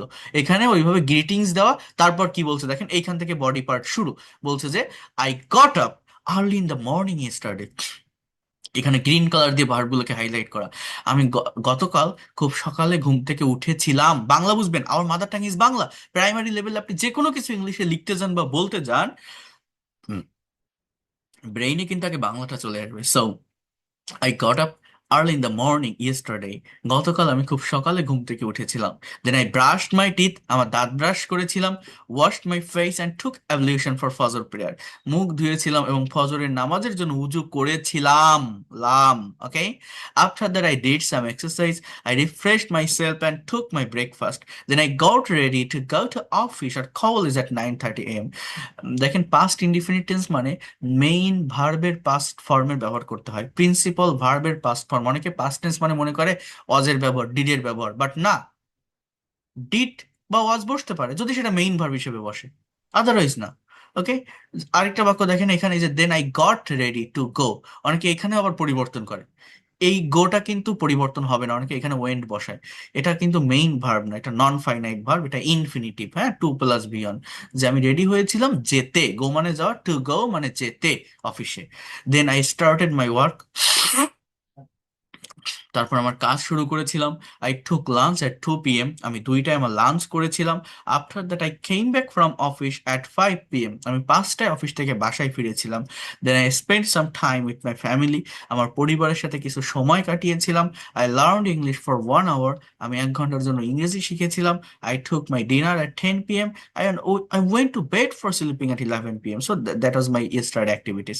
সো এইভাবে আপনি এই কথাগুলোকে কিন্তু বলতে পারেন বা ডিসক্রাইব করতে পারেন। তাহলে আপনি একবার ভাবেন আপনি আজ সারাদিন কি করলেন বা গতকাল সারাদিন কি করছিলেন। ইংলিশে বলা কি খুব কঠিন? কঠিন না। সাবজেক্ট আই, এরপর আমি যে কাজটা করেছিলাম।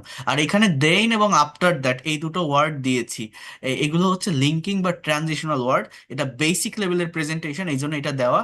আমাদের লিঙ্কিং বা ট্রানজিশনাল ওয়ার্ডের উপর আলাদা ক্লাস আছে, সেখানে আমি অ্যাডভান্স ওয়ার্ডগুলো নিয়ে আমি কথা বলি, আমি দেখাই, ঠিক আছে। However, consequently, in this way, that is why, for that reason, হ্যাঁ, firstly, secondly, thirdly, moreover, এই ধরনের লিঙ্কিং ওয়ার্ড বা ট্রানজিশনাল ওয়ার্ড এখানে ব্যবহার করা যায়। তো সেগুলো আমি এখানে করিনি, সেগুলো অন্যান্য প্রেজেন্টেশনগুলোতে আছে যেগুলো অ্যাডভান্স লেভেলের। এটা আমি বলে রাখলাম আপনাদেরকে। আচ্ছা, এরপর আহ, আবার যদি আমি টাইমের চেঞ্জ করি, আমি যদি বলি যে ভাই বা ম্যাডাম এখন রাত 11টা বাজে, আপনারা তো আমার ক্লাস করছেন, আগামীকাল আপনি সারাদিন কি করবেন? What will you do tomorrow, আর what will be your tomorrow activities? আপনার আগামীকালকের কাজ কি হবে বলতে পারবেন? অনেকের ব্রেনে প্ল্যান প্ল্যান করা থাকে না, যে আমি আগামীকাল এই টাইমে উঠবো, ফজরের নামাজ পড়বো, একটু এক্সারসাইজ করব, এখানে যাব ওইখানে যাব, তারপর এই টাইমে লাঞ্চ করব, একজনের সাথে দেখা করব, এই টাইমে বাসায় আসবো, যদি ভালো লাগে আবার আপনার ক্লাসে জয়েন করব। এই যে যাব, খাবো, করব, চলবো, অর্থাৎ টাইমের পরিবর্তন অনুযায়ী আপনি টাইমের পরিবর্তন করবেন, এটা করতে হবেই, মাস্ট করা লাগবে ইংলিশে কথা বলতে গেলে। এই পরিবর্তন অনুযায়ী আপনি সঠিকভাবে ভার্বটাকে ইউজ করতে পারছেন কিনা। তাহলে ফিউচারে কিভাবে বলবেন আপনি? জাস্ট মেইন ভার্বের আগে, অর্থাৎ প্রেজেন্ট ফর্মের ভার্বের আগে একটা যদি উইল ইউজ করেন, কথা ফিউচারে চলে যায়। I will get up early in the morning tomorrow, আমি আগামীকাল খুব সকালে ঘুম থেকে উঠবো। অর্থাৎ আই গেট আপ, আমি উঠি, আই গট আপ, আমি উঠেছিলাম, আই উইল গেট আপ, আমি উঠবো, then I will brush my teeth, আমার দাঁত ব্রাশ করব, I will wash my face and take ablution for Fajr prayer, আমি মুখ ধুবো এবং ফজরের নামাজের জন্য উজু করব। After that I will do some exercise, আমি কিছু ব্যায়াম করব। I will refresh my self and take my breakfast, আমি ফ্রেশ হব এবং আমার ব্রেকফাস্ট করব। Then I will get ready to go to office at college, or college at 9:30 a.m, আমি সার্টেন টাইমের আগে অ্যাট প্রেপোজিশন বসে, এটার উপর আলাদা ক্লাস আছে। আমি রেডি হব 9:30টার দিকে অফিসে যাওয়ার জন্য। I will start my work. I will take lunch at 2 p.m. Then I will come back from office at 5 p.m. I will spend some time with my family. I will learn English for 1 hour. Then I will take my dinner at 10 p.m. So that will be my tomorrow activity. So কথার পরিবর্তন, কালের পরিবর্তন, সময়ের পরিবর্তনের জন্য পরিবর্তনটা কোথায় হয়? ভার্বের ফর্মে। আমরা ইংলিশে কথা বলতে কেন পারি না? যে টাইমে আমি একটা কথাকে ভাবছি, সেই টাইম অনুযায়ী ইনস্ট্যান্টলি ভার্বটাকে ইউজ করতে পারি না। তাহলে একবার আপনি ভেবে দেখেন টেন্স কত সহজ। আমরা অনেকে কঠিন করে এটা শিখি। সাবজেক্ট প্লাস ভার্বের প্রেজেন্ট ফর্ম প্লাস অবজেক্ট, এটাকে প্রেজেন্ট ইনডিফিনিট টেন্স বলে। বাংলা ক্রিয়াপদে এরকম থাকে। তারপরে আরো থাকে না, যে চিরন্তন সত্য, বৈজ্ঞানিক সত্য, ঐতিহাসিক সত্য বোঝালে তাকে প্রেজেন্ট ইনডিফিনিট টেন্স বলে। কেন এভাবে শিখবো? প্র্যাকটিক্যালি শিখি না। দেখেন আমি 3টা ইনডিফিনিট টেন্স পড়ালাম, এইসব কিছু বলছি? বলিনি। তারপর আপনার প্র্যাকটিক্যালি শিখছেন না? শিখছেন। এইভাবেই ল্যাঙ্গুয়েজটাকে ডেভেলপ করতে হয়। এখন এই যেটা দেখাই দিলাম, এটা তো একটা বাচ্চাও পারবে। এবার আপনি 3টা প্রেজেন্টেশন তৈরি করে ফেলেন না। এখানে একজনের একটা স্যাম্পল আনসার দেওয়া আছে, এই টাস্কগুলোর সাথে, এই কাজগুলো, এই অ্যাক্টিভিটিস গুলো, অর্থাৎ এই ভার্বগুলোর সাথে আপনার কাজগুলো নাও মিলতে পারে। আপনার দুই একটা নতুন ভার্ব আসতে পারে। যেমন আপনি যদি বলেন আমি আগামীকাল আমার এক বন্ধুর সাথে দেখা করব, এখানে তো দেখা করা শব্দটা নেই। তাহলে দেখা করা ইংরেজি কি? মিট করা, MEET। আপনি বলেন I will meet a friend, I will meet, আমি দেখা করব উইথ মাই ফ্রেন্ডস, আমার বন্ধুর সাথে। এভাবে আপনি বলেন। কেন পারবেন না? কেন কঠিন হবে? সহজ। আমরা অনেকেই মনে করি আমি গ্রামার বুঝি না, আমি শব্দ অর্থ জানি না, আমি আগে ভালো করে ইংরেজি শিখি তারপরে কথা বলবো। যারা এরকম ভাবেন না, আপনি বিশ্বাস করেন আপনার দিন মাস বছর চলে যাবে, আপনি ইংরেজি শিখতেই থাকবেন শিখতেই থাকবেন, ওই শেখা আপনি শেষ নামাতে পারবেন না, কখনো কথা বলতে পারবেন না। এটা একটা ভাষা, একটা ল্যাঙ্গুয়েজ, এটা সায়েন্স না বা ম্যাথ না। টিচার দেখালো, আমি মনোযোগ দিয়ে দেখলাম, আমি যত ভালো টিচার হই, যত ভালো ক্লাস নেই, এই যে আপনাদের ফ্রি ক্লাস নিচ্ছি না, আমি যদি এরকম 1000 ক্লাসও নেই, কোনো লাভ হবে না যদি না আপনার মুখ দিয়ে আপনি কথা বের করেন, আপনার ব্রেইন দিয়ে আপনি আইডিয়া জেনারেট করেন।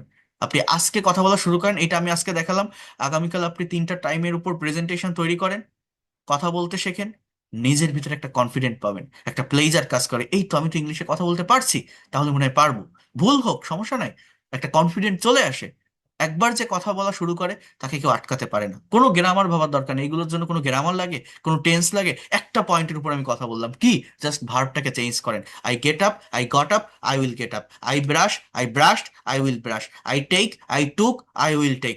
I start, I started, I will start. এটা তো কঠিন কিছু না। I do, I did, I will do. I wash, I I washed, I will wash. তো যাই হোক, এটাই তো, এর বাইরে তো আর কিছুই না। নিজের কাজগুলো আপনি এভাবে ডিসক্রাইব করেন, কঠিন না, একবার কথা বলেন আপনি পারবেন। অনেকে আপনারা বলেন এই ফ্রি কোর্স আর পেইড কোর্সের পার্থক্য কি? পার্থক্য এটাই, এই ফ্রি ক্লাস হচ্ছে অন ওয়ে কমিউনিকেশন। আমি আপনাদের দেখাচ্ছি, আপনারা দেখছেন, এখানে আমি অনেক স্টুডেন্ট আনমিউট করে দিলে একসাথে সবাই কথা বলে ওঠে। এখানে এই পরিবেশে তো প্রেজেন্টেশন নেওয়া যায় না, স্পিকিং টেস্ট নেওয়া যায় না। পেইড কোর্সে কম স্টুডেন্ট থাকে, তারা প্রফেশনাল হওয়ার জন্য আসে, প্রত্যেকটা স্টুডেন্টের সাথে পার্সোনাল কানেকশন থাকে, যে কোনো বিষয়ে তারা শেয়ার করতে পারে। এই লাইভ ক্লাসেই তাদের কাছ থেকে আমি স্পিকিং টেস্ট নিতে পারি। একটা ক্লাসে দেখাই দিলাম, আর একটা ক্লাসে তাদের থেকে বললাম যে আপনারা নিজেরা কি তৈরি করেছেন বলেন, তারা প্রেজেন্ট করে, সেখানে ভুল হলে আমি ধরাই দিই। এই যে টু ওয়ে কমিউনিকেশনের মাধ্যমে ল্যাঙ্গুয়েজটা শেখা, ল্যাঙ্গুয়েজ ক্লাব থাকে। হ্যাঁ, আমি যতই ইফোর্ট দিই এখানে, আপনি কিন্তু শিখছেন, আপনি শিখবেন, কিন্তু এটা তো ভাষা, এটা তো সায়েন্স না বা ম্যাথ না, এই জিনিসটা আপনাকে বুঝতে হবে। ভাষা শিখতে গেলে আপনাকে পারফর্ম করতে হবে, আপনার মুখ দিয়ে কথা বের করতে হবে, এটা হচ্ছে সব থেকে বড় কথা। আপনারা দেখছেন না ইউটিউবে ফেসবুকে অনেক ছোট ছোট ছেলেরা ভিডিও তৈরি করে, ইংলিশে কথা বলে। তারা কিভাবে কথা বলে? অনেকেই আছে তেমন লেখাপড়াও জানে না, তারা কি ডিপলি গ্রামার শিখছেন? না, জাস্ট রেগুলার প্র্যাকটিসের মাধ্যমে, রিপিট করার মাধ্যমে, রিহার্সাল করার মাধ্যমে, আর কিছুই না। তারা অনেক মিস্টেক হয় গ্রামেটিক্যাল, তারপরেও তো কথা বলে, ফ্লুয়েন্সি তো আছে। গ্রামেটিক্যাল অনেক মিস্টেক হয় তাদের, কিন্তু দেখা তো যায় যে তারা ফ্লুয়েন্টলি কথা বলছে, সুন্দর শোনায়। I appreciate them. তো কথা বলতে গেলে কথা বলতে হবে, মুখ দিয়ে কথা বের করতে হবে। এটা না করলে কখনোই ইংরেজি ভাষা শেখা সম্ভব নয়। এটা হচ্ছে মেইন বিষয়, আপনাদের বলে রাখলাম।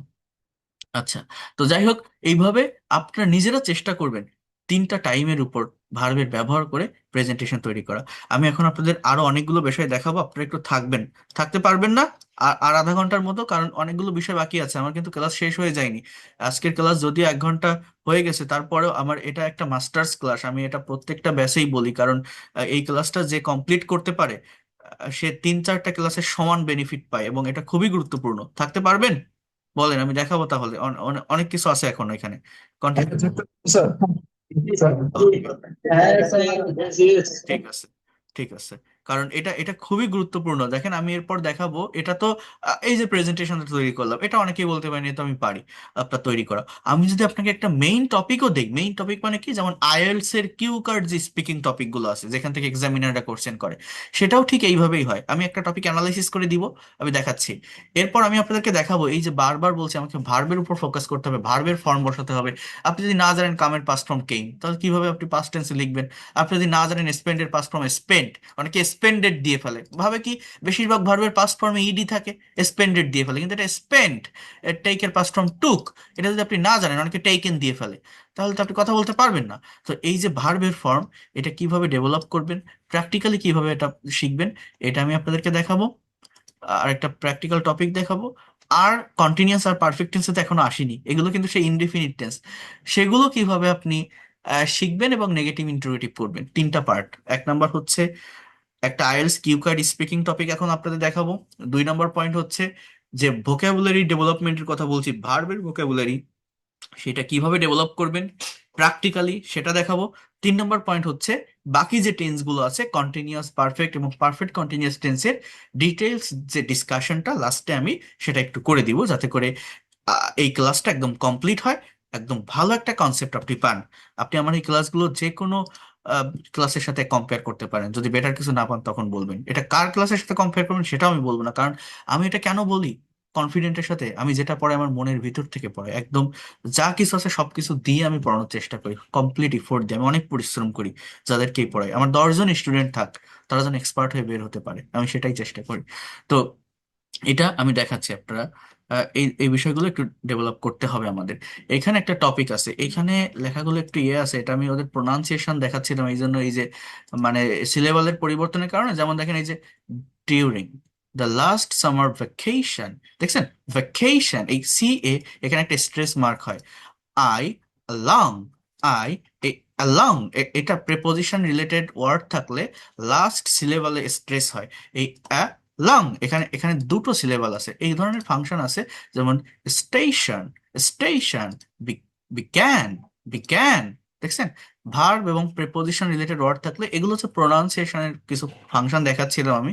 এই জন্য এরকম মানে লেখাটা আমার ইয়ে করতে মনে নেই, সঠিক ফরম্যাটে নিয়ে আসতে মনে নাই। আমি এটা দেখাচ্ছি মানে প্র্যাকটিক্যাল টপিকের উপরেও আপনি কিভাবে স্পিকিং করতে পারেন।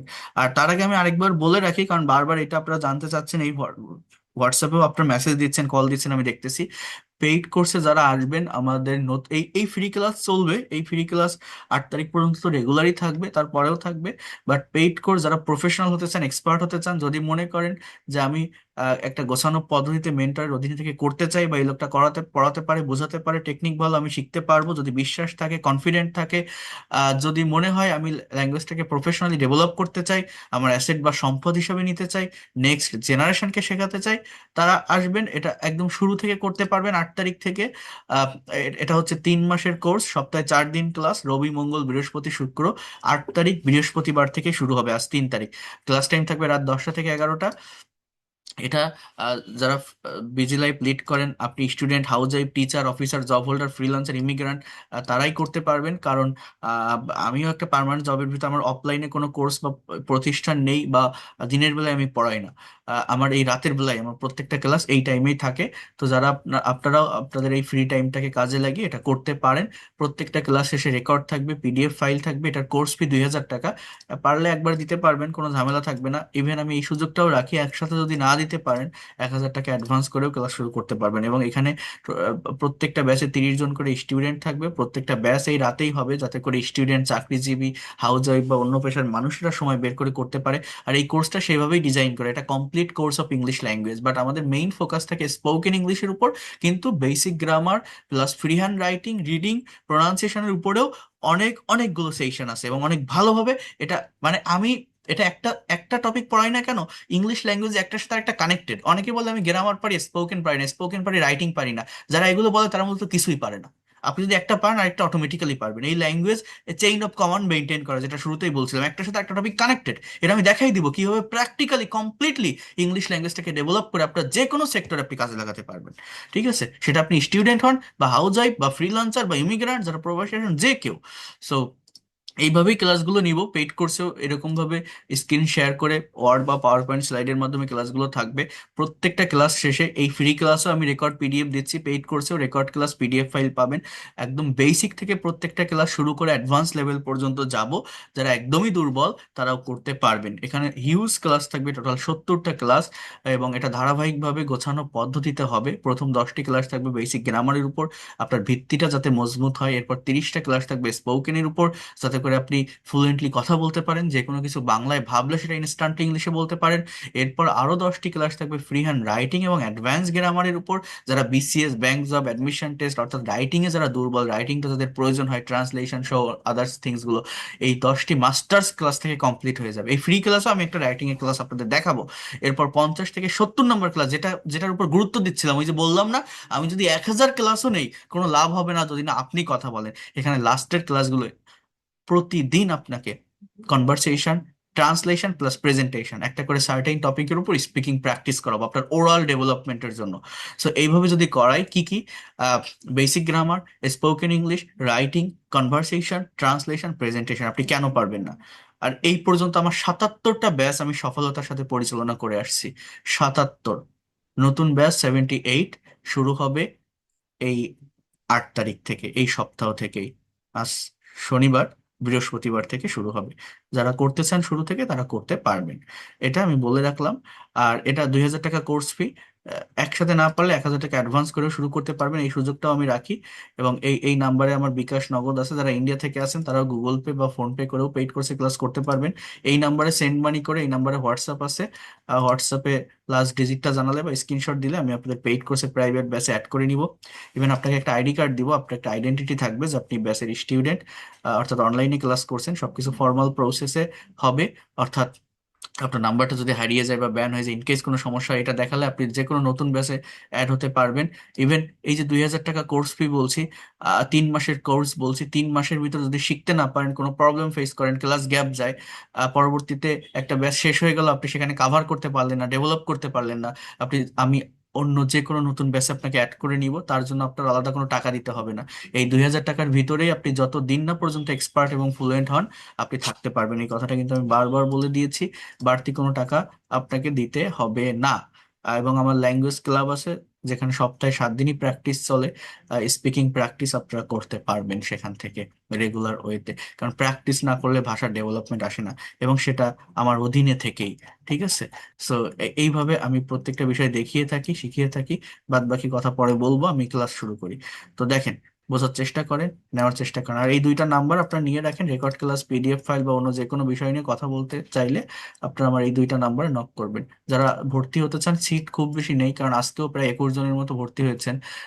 এই নাম্বারে সেন্ড মানি করে আপনারা জানাবেন 019973569757, 019386899196। ওকে। সো যে কথাটা বলছি, আমার কাছে যারা ভর্তি হয় তারা এমনিতে হয়, এটা আপনারাই ফ্রি ক্লাস করে দেন, আপনার ভর্তি হওয়ার দরকার নেই। ইউ ক্যান ইমাজিন ইট, আপনি এটা কল্পনা করতে পারবেন।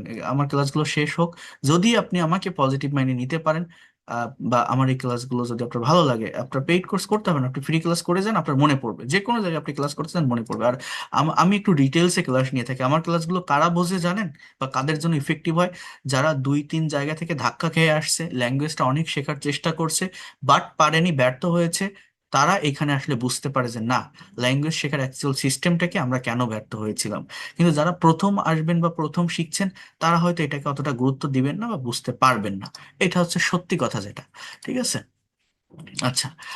তো দেখেন, এই যে একটা টপিক, এই টপিকটা, এখানে কিছু কোশ্চেন আছে, আমি আপনাদের বলি। মনে করেন আপনি একটা আইএলটিএস স্পিকিং টেস্ট ফেস করছেন, আপনার এক্সামিনার আপনাকে এই কোশ্চেনগুলো করলো। কোশ্চেনটা হচ্ছে যে a journey that you have enjoyed. কথাটা বোঝেন, আমার আমার কোশ্চেনটা এরকম যে আ জার্নি, একটা journey that you have enjoyed, যেটা আপনি উপভোগ করেছেন। এখন আপনার এক্সামিনার আপনাকে এই কোশ্চেনটা করছে যে did you ever go on a journey by train, অর্থাৎ আপনি কি কখনো ট্রেনে জার্নি করেছেন? It can be bus, it can be boat, যে কোনো কিছু হতে পারে ট্রেনের পরিবর্তে। ঠিক আছে? এবার আপনি বললেন যে হ্যাঁ। এরপর, ওয়েন ডিড ইউ গো, আপনি কবে গিয়েছিলেন? হোয়াট ইজ দ্য অকেশন, কি উপলক্ষে গিয়েছিলেন? Describe the journey, you have to describe it. How much did you enjoy it, আপনি এটা কতটা উপভোগ করেছিলেন? অর্থাৎ যে কোনো একটা জার্নি, সেটা বাস জার্নি হতে পারে, ট্রেন জার্নি হতে পারে, বোট জার্নি হতে পারে, if you have any memorable event of journey, যদি কোনো ধরনের স্মরণীয় ঘটনা থাকে আপনার জার্নির, ট্রাই টু ডিসক্রাইব ইট। পারবেন না?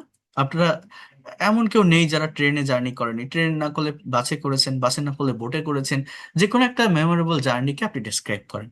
এবার আপনি সেটা কিভাবে ডিসক্রাইব করবেন দেখেন, এখানে একটা স্যাম্পল অ্যান্সার দেওয়া আছে। আমি প্রাইমারি লেভেলে আমার স্টুডেন্টসদের, যাদের স্পিকিংটা প্র্যাকটিস করায় বা ডেভেলপ করায়, এই অ্যান্সারটা আমি দেখাই, স্যাম্পল অ্যান্সার কেন দেখাই? এটা দেখলে কি হয়, সে ভোকাবুলারি ডেভেলপমেন্ট, রাইটিং এর ফরমেশন, রিডিং এর ডেভেলপমেন্ট সে পেয়ে থাকে। কেন? সিম্পল একটা বিষয় বোঝার চেষ্টা করেন, ইনফরমেশন ছাড়া কোনো কিছুর উপর কথা বলা যায় না। আপনি একটা জার্নি, আপনি জার্নি করেছেন, সেটা ডেসক্রাইব করবেন, ঠিক আছে, কিন্তু সেটা আপনি ইনস্ট্যান্টলি করতে পারবেন না, প্রাইমারি লেভেলে বিশেষ করে, যদি না আপনি ইংলিশটা ভালো জানেন। কিন্তু আমি বলছি শুরু থেকেই আপনাকে স্পিকিং করতে হবে। আপনি গ্রামার জানেন না, দরকার নেই, টেন্স জানেন না, দরকার নেই, তারপরেও যেভাবে হোক আপনাকে স্পিকিং করতে হবে। তাহলে আমি কি করব? এই জন্য আমি এটা পড়াই। সেটা কি আমি বুঝিয়ে বলি। মনে করেন আমি যদি আপনাকে বাংলায় যে কোনো টপিক সম্পর্কে কথা বলতে বলি, ইনফরমেশন ছাড়া কি পারবেন? যেমন মানুষের জ্বর হয় না, জ্বর, ফেভার, আমি যদি বলি যে আপনি জ্বর সম্পর্কে 10টি বাক্য বলেন তো, ভেবে দেখেন তো কয়টা বাক্য বলতে পারেন ইনস্ট্যান্টলি? যে শরীরের তাপমাত্রা বৃদ্ধি পেলে জ্বর হয়, একটা বললেন। জ্বর জ্বর হলে প্যারাসিটামল, নাপা নাপা এক্সট্রা এই জাতীয় ওষুধ মেডিসিন নিতে হয়, দুইটা বললেন। 10টা সেন্টেন্স কি আপনি বলতে পারছেন? ভেবে দেখেন তো আপনার ব্রেনে আসবে? কিন্তু একজন ডক্টরের কাছে গিয়ে, একজন মেডিসিনের ডাক্তারের কাছে গিয়ে আপনি বলেন যে ডাক্তার সাহেব জ্বর সম্পর্কে 10টি সেন্টেন্স বলেন তো, সে হয়তো ইনস্ট্যান্টলি বলে দিতে পারবে, কারণ সে ওই বিষয় নিয়ে পড়াশুনো করে, সে ওইটা নিয়েই থাকে, ওই বিষয় নিয়েই তার কাছে মানুষ যায় পরামর্শ নিতে, সে পারবে। তার ওই বিষয়ে পড়াশুনো করা আছে, ডাক্তারের আপনার আছে নেই। তাহলে যে টপিকের উপর উপর আপনি কথা বলবেন বা স্পিকিং করবেন, সেটা সম্পর্কে যদি আপনার কাছে ইনফরমেশন থাকে, তাহলে কথা বলাটা অনেক সহজ হয়। এটা প্রাইমারি লেভেলে করতে হয়, অ্যাডভান্স হয়ে গেলে আর দরকার হয় না, কথা বলা যায়। এটা হচ্ছে 1 নম্বর বিষয়। 2 নম্বর বিষয় কি জানেন? ইংলিশে কথা বলতে গেলে, ফ্লুয়েন্সি আনতে গেলে, ইংলিশে এক্সপার্ট হওয়ার দুইটা ওয়ে, জাস্ট দুইটা ওয়ে, এর বাইরে আর কিছুই না। একটা হচ্ছে সার্টেইন টপিকের উপর স্পিকিং করা বা প্রেজেন্টেশন দেওয়া, আরেকটা হচ্ছে নেটিভ ইংলিশ স্পিকারদের সাথে কমিউনিকেশন করা, ব্রিটিশ, আমেরিকান, অস্ট্রেলিয়ান যারা নেটিভ ইংলিশ স্পিকার, এগুলো বাংলাদেশের পার্সপেক্টিভ থেকে অনেক কঠিন হয়ে যায়। কেন কঠিন হয়? ডলার পে করে করতে হয় ক্যাম্বেলি, কেলাপিঙ্গো এই অ্যাপগুলোতে, সেটা সবাই করতে পারে না। আরেকটা আমরা কি করি, আমরা অনেকেই বলি না যে আমি মোটামুটি গ্রামার পারি বা লিখতে পারি বা পড়তে পারি, কিন্তু কথা বলতে পারি না, স্পিকিং করতে পারি না, আমার একজন পার্টনার দরকার স্পিকিং এর, স্পিকিং করতে গেলে প্রবলেম ফেস করি। আমরা বিভিন্ন চ্যাটিং গ্রুপে যুক্ত হই। এইভাবে কি স্পিকিং ডেভেলপমেন্ট আসে? মনে করেন আপনি একটা চ্যাটিং গ্রুপে গেলেন, একজন বলছে hi, hello, how are you, where are you from, সে চলে গেল, আরেকজন আসছে, আবার তার সাথে ওই সেম কথাগুলোই আপনি বলছেন, হাই, হ্যালো। এইভাবে ডেভেলপমেন্ট আসে না, প্রফেশনাল হওয়া যায় না। তাহলে আমরা আর কি করি? আমাদের প্লে স্টোরে বিভিন্ন অ্যাপ থাকে বা ওয়েবসাইটও আছে, যেখানে ফ্রিতে কিন্তু ইনস্ট্যান্টলি বাইরের কান্ট্রির মানুষের সাথে কমিউনিকেশন করা যায়। যেমন ফ্রি ফর টক, এপিসোডেন, বা যে অ্যাপগুলো আছে বাডি টক, হ্যালো ইংলিশ, স্পিক ইংলিশ, এই ধরনের কিছু সফটওয়্যার আছে, অ্যাপ আছে। এগুলো আমরা অনেকেই, আপনারা অনেকেই আছেন এখানে যারা এগুলো ব্যবহার করে স্পিকিং করেন, যেটা সত্যি। কিন্তু আপনারা যারা এটা করেন, আপনি ভেবে দেখেন আপনি কার সাথে স্পিকিং করেন। আপনার অপোজিট যে পার্সনটা, আমার এই কথাগুলো সত্যি কিনা, শিখতে তো অনেক পারবেন, অনেক কিছু শেখার আছে, এই কথাগুলো কেউ বলবে না। আপনার যে অপোজিট পার্সনটা, দেখবেন সে হয় ইন্ডিয়ান, না হলে পাকিস্তান, না হলে ভিয়েতনাম, ইন্দোনেশিয়া, থাইল্যান্ড, ফিলিপিন, এই ধরনের কোন একটা কান্ট্রি বা রিজিয়নের লোক, যারা আপনার মতোই ইংলিশে দুর্বল, তার ওই ফ্রি টাইমটাকে কাজে লাগায় ইংলিশ শিখতে আসছে। তো একজন দুর্বল পার্সনের সাথে যখন আপনি স্পিকিং করছেন, ওই ওই সেম বিষয়টা হচ্ছে। প্রফেশনাল হওয়া যায় না, একটা সার্কেলের ভিতর আটকে থাকতে হয়। তাকে আপনি কল দিয়ে বলছেন যে hello bro, how are you, what do you do, what are you doing now, where are you from, what kinds of food do you like most. কলটা কেটে গেল, আরেকজন আসলো, ওই সেম কথাগুলোই বলছেন। এইভাবে ডেভেলপমেন্ট আসে না, ঠিক আছে? তাহলে কারণ কি, সেও আপনার মতোই দুর্বল। আপনার ভুল হলে কি সে ধরায় দেয়? ভেবে দেখেন তো, দেয় না। ভাষা ভাষা কথা বলেন। তাহলে ডেভেলপ করতে গেলে নেটিভ ইংলিশ স্পিকারদের সাথে কনভারসেশন বা কমিউনিকেশন করতে হয়, বা টিচারদের সাথে, ঠিক আছে? সেটা ডলার পে করে ছাড়া ওইভাবে তো অ্যাজ ইউজুয়াল আমার মনে হয় না সম্ভব হয়। এটা গেল একটা বিষয়। আরেকটা বিষয় কি আছে তাহলে? এই যে যারা আমরা আইএলস এক্সাম ফেস করি, বিদেশে যাওয়ার জন্য আইএলস পরীক্ষা দেই না, স্পিকিং এর উপর অনেক বই থাকে না? এই বইগুলো থেকে যদি আমরা টপিক ধরে ধরে স্পিকিং করার চেষ্টা করি, নিজে নিজে এটা ডেভেলপ করা যায়। কারণ কি জানেন, এক একটা টপিকের ব্যাকগ্রাউন্ড এক এক রকম, কোনোটা পাস্ট টেন্স, কোনোটা ফিউচার টেন্স, কোনোটা মডাল ভার্ব দিয়ে হয়ে থাকে। এক একটা টপিকে এক এক ধরনের নতুন ভোকাবুলারি থাকে। এখান থেকে রাইটিং এর ডেভেলপমেন্ট হয়, ভোকাবুলারি ডেভেলপমেন্ট হয়। আর প্রাইমারি লেভেলে কোশ্চেনের এগেইনস্টে অ্যান্সার দেওয়ার আগে যদি আপনি একটা স্যাম্পল অ্যান্সার পড়েন, এই অ্যান্সারটা, এই যে প্যাসেজটা, এটা অ্যানালাইসিস করলে কি হয়, আপনার রিডিং এর ডেভেলপমেন্ট হয়, আপনার রাইটিং এর ডেভেলপমেন্ট হয়। সেন্টেন্সটা কোন টেন্সে লেখা আছে, অ্যাকচুয়াল অর্থ কি, এটা যদি একজন টিচারের আন্ডারে থেকে করা যায়, তাহলে সেটা বোঝা যায়, অ্যানালাইসিস করা যায়। এবং এটা অ্যানালাইসিস করার পর নিজের মতো করে স্পিকিং আপনি করতে পারবেন। কেমন সেটা? যেমন দেখেন, a journey by train I enjoyed, কি বলছে দেখেন। এখানে একজনের একটা স্যাম্পল অ্যান্সার দেওয়া, যেমন during the last summer vacation, অর্থাৎ গত গরমের ছুটিতে। এটা কিন্তু কোনো বাক্য না, এখানে কোনো সাবজেক্ট নেই, কোনো ভার্ব নেই, এটা একটা ফ্রেজ। এটাকে বলা হয় প্রেপোজিশনাল ফ্রেজ, একগুচ্ছ ওয়ার্ড। বাক্যটা এখান থেকে শুরু, আই এটা subject, along with my uncle, আমি সাথে আমার uncle, made a journey by train from Dhaka to Sylhet, একটা ট্রেন জার্নি করেছিলাম ঢাকা থেকে সিলেটে। সাবজেক্টটা হচ্ছে I, along with my uncle, ভার্বটি হচ্ছে মেড। দেখেন, এই যে প্রেজেন্টেশনটা, সম্পূর্ণ প্রেজেন্টেশন পাস্ট ইনডিফিনিট টেন্সের স্ট্রাকচারে করা। কারণ কি, আমার এক্সামিনার আমাকে কোশ্চেন করছে যে did you ever go on a journey, অর্থাৎ আপনি কি কখনো জার্নি করেছেন বা গিয়েছেন? অর্থাৎ এটা পাস্ট টেন্স রিলেটেড, আমি অতীতে গিয়েছিলাম, অতীতের একটা এক্সপিরিয়েন্স আমি ডেসক্রাইব করছি যে হ্যাঁ স্যার আমি গিয়েছিলাম, এখানে গিয়েছিলাম, ওর সাথে গিয়েছিলাম, এইভাবে গিয়েছিলাম। তার মানে আমার এই যে ব্যাকগ্রাউন্ডটা আগে বুঝতে হয় যে কোনো টপিকের উপর কথা বলার আগে, তাহলে দ্রুত বলা যায় যে আমি কোন টেন্সটা ব্যবহার করব আমার স্পিকিং এ। পাস্ট টেন্স মানে কি, মেইন ভার্ব প্রিন্সিপাল ভার্বের পাস্ট ফর্ম ব্যবহার করব। যেমন উই ওয়েন্ট, গো এর পাস্ট ফর্ম কি, ওয়েন্ট, তাহলে কি হয়, উই ওয়েন্ট দেয়ার, আমরা সেখানে গিয়েছিলাম। এনজয় মানে উপভোগ করা, টু এনজয় উপভোগ করতে, এটা infinitive, to plus V on.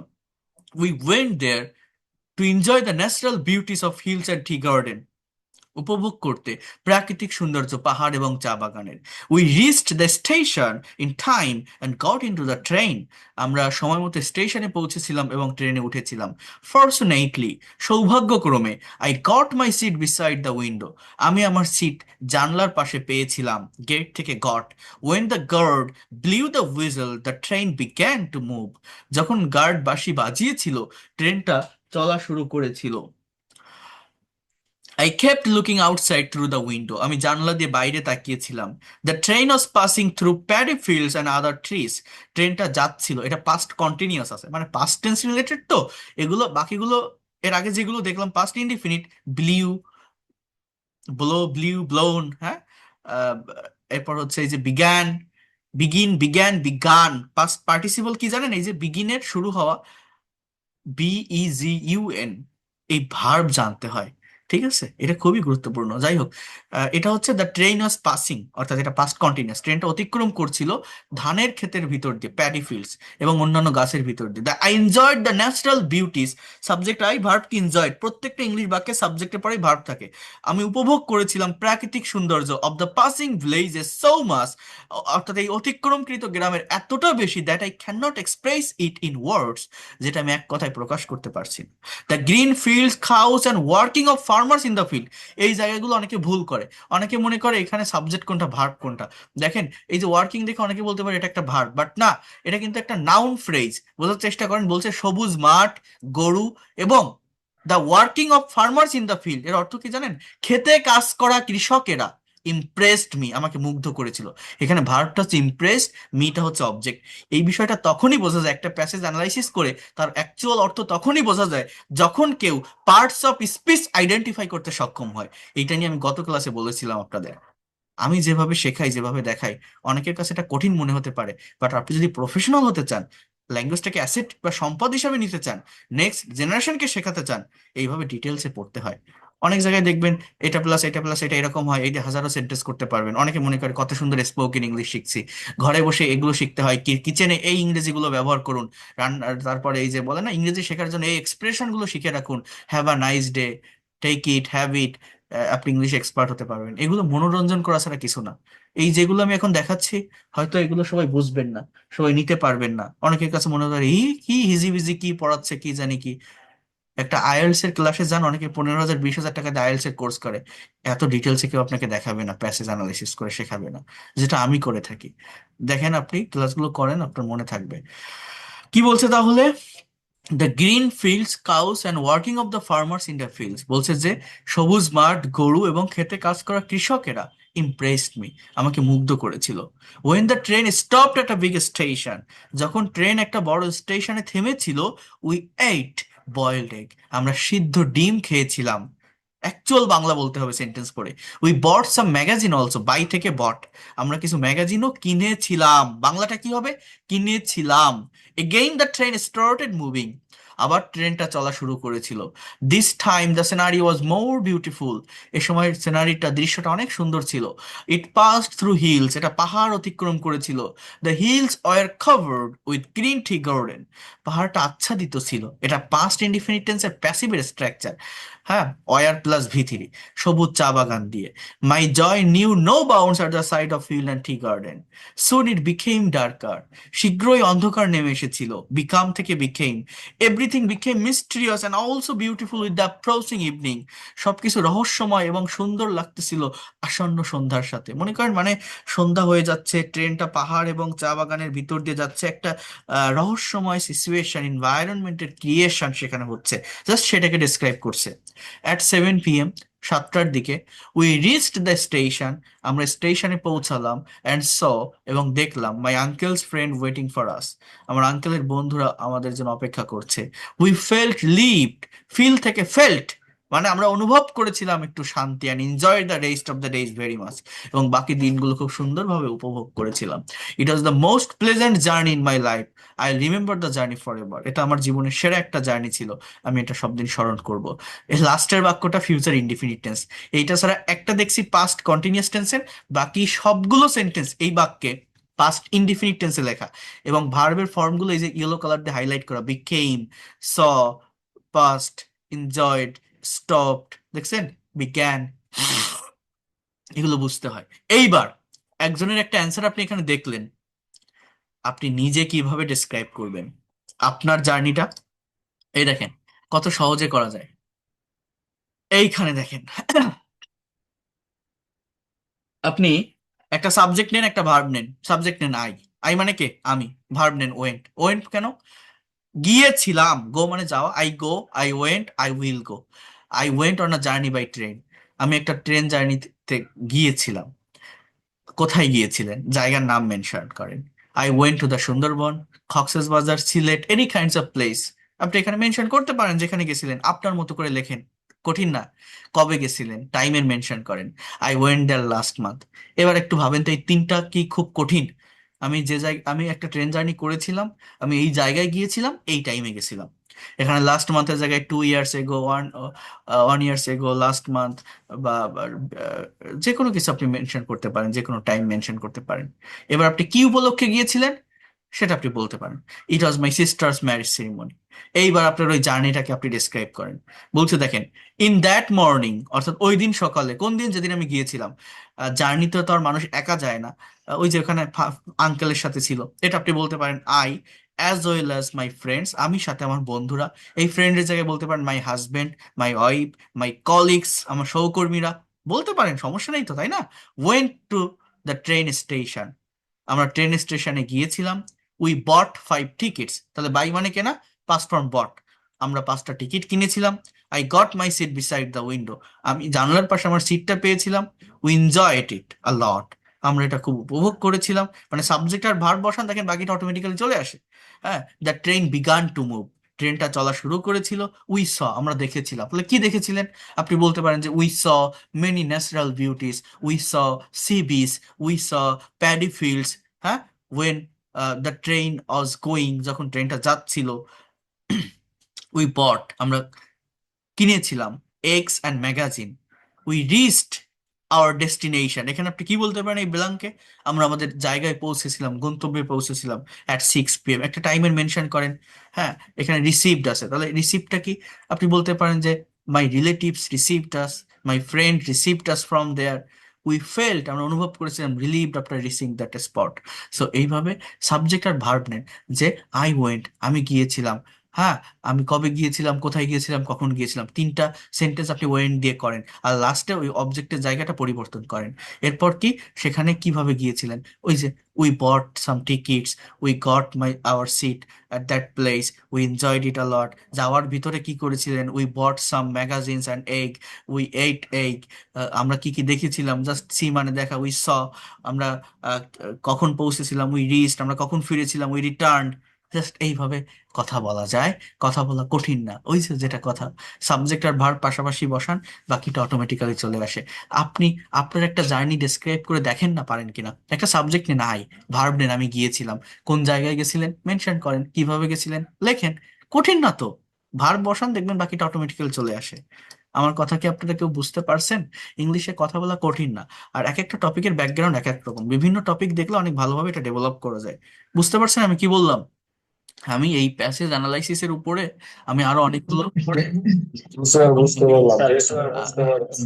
মানে এইভাবে প্র্যাকটিক্যাল প্যাসেজ অ্যানালাইসিস করলে কি হয়, রিডিং এর ডেভেলপমেন্ট হয়, ভোকাবুলারি ডেভেলপমেন্ট হয়, রাইটিং এর ডেভেলপমেন্ট হয়, স্পিকিং এর ডেভেলপমেন্ট হয়, যেটা অন্য কোনোভাবে হয় না। এটা হচ্ছে সব থেকে বড় বেনিফিট। আর এই প্যাসেজ অ্যানালাইসিস এটা এই ক্লাসের ভিতরে করা যায় না, তারপর আমি একটু আপনাদের বললাম এইগুলোর উপর আমার আলাদা ক্লাস আছে, অনেক ক্লাস আছে, মানে এক একটা থিমের উপর কোন ধরনের ভার্ব আসে, সেই ভার্বের টাইমিং গুলো কেমন হয়, এটা আলাদা আলাদা ভাবে আমি কম্পেয়ার করে দেখাই। আমি পরবর্তী কোনো ক্লাসে দেখাবো, সেটা জাস্ট এই স্পিকিং টপিকগুলোর উপরেই হয়ে থাকে, মানে এই এই টেন্সের ফাংশনের ভিতরে এটা ওইভাবে নেওয়া যায় না। তারপরে আমি একটু দেখাই দিলাম আপনাদের। আচ্ছা যাই হোক, এটা গেল একটা পার্ট। এবার আমি একটু আপনাদেরকে যেটা দেখাবো সেটা হচ্ছে এই যে ভার্ব।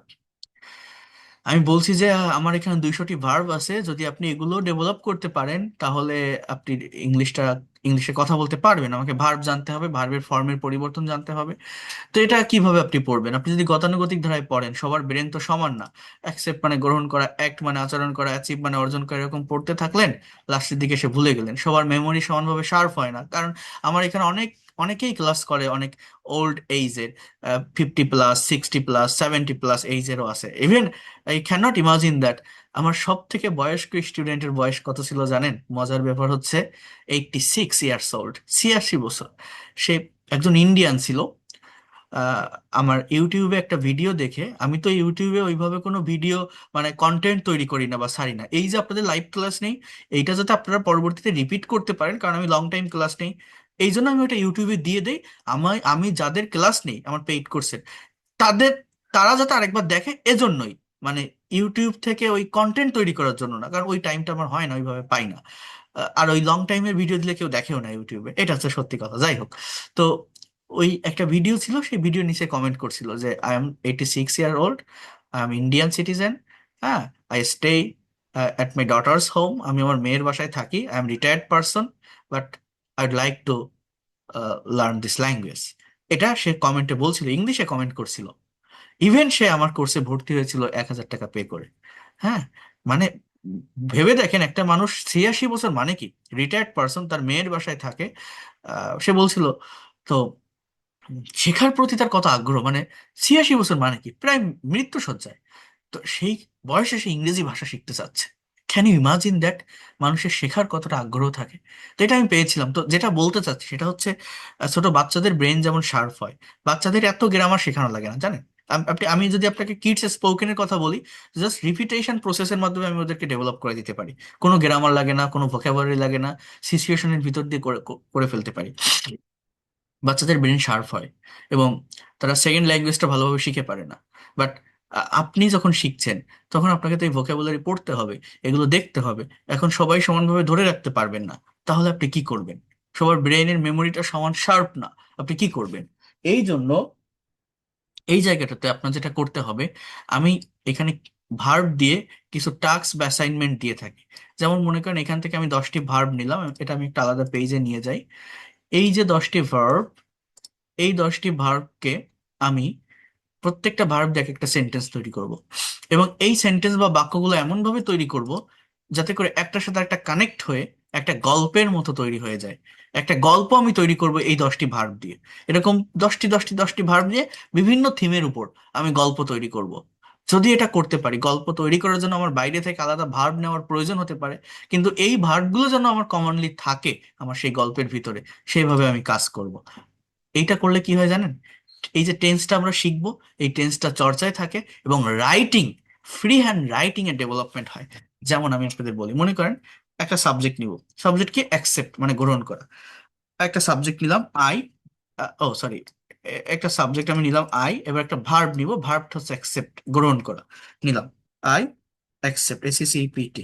আমি যদি ইডি বলি তাহলে হয় আই অ্যাকসেপ্টেড। এর অর্থ কি? আমি গ্রহণ করেছিলাম, আমি গ্রহণ করেছিলাম। এবার কি, সাবজেক্ট আর ভার্ব বসালে সিচুয়েশন অনুযায়ী যে কোনো অবজেক্ট নেওয়া যেতে পারে। For example, I accepted to his proposal. মনে করেন আমি একটা মেয়ে হয়ে কথা বলছি, আমি তার প্রস্তাবটা গ্রহণ করেছিলাম।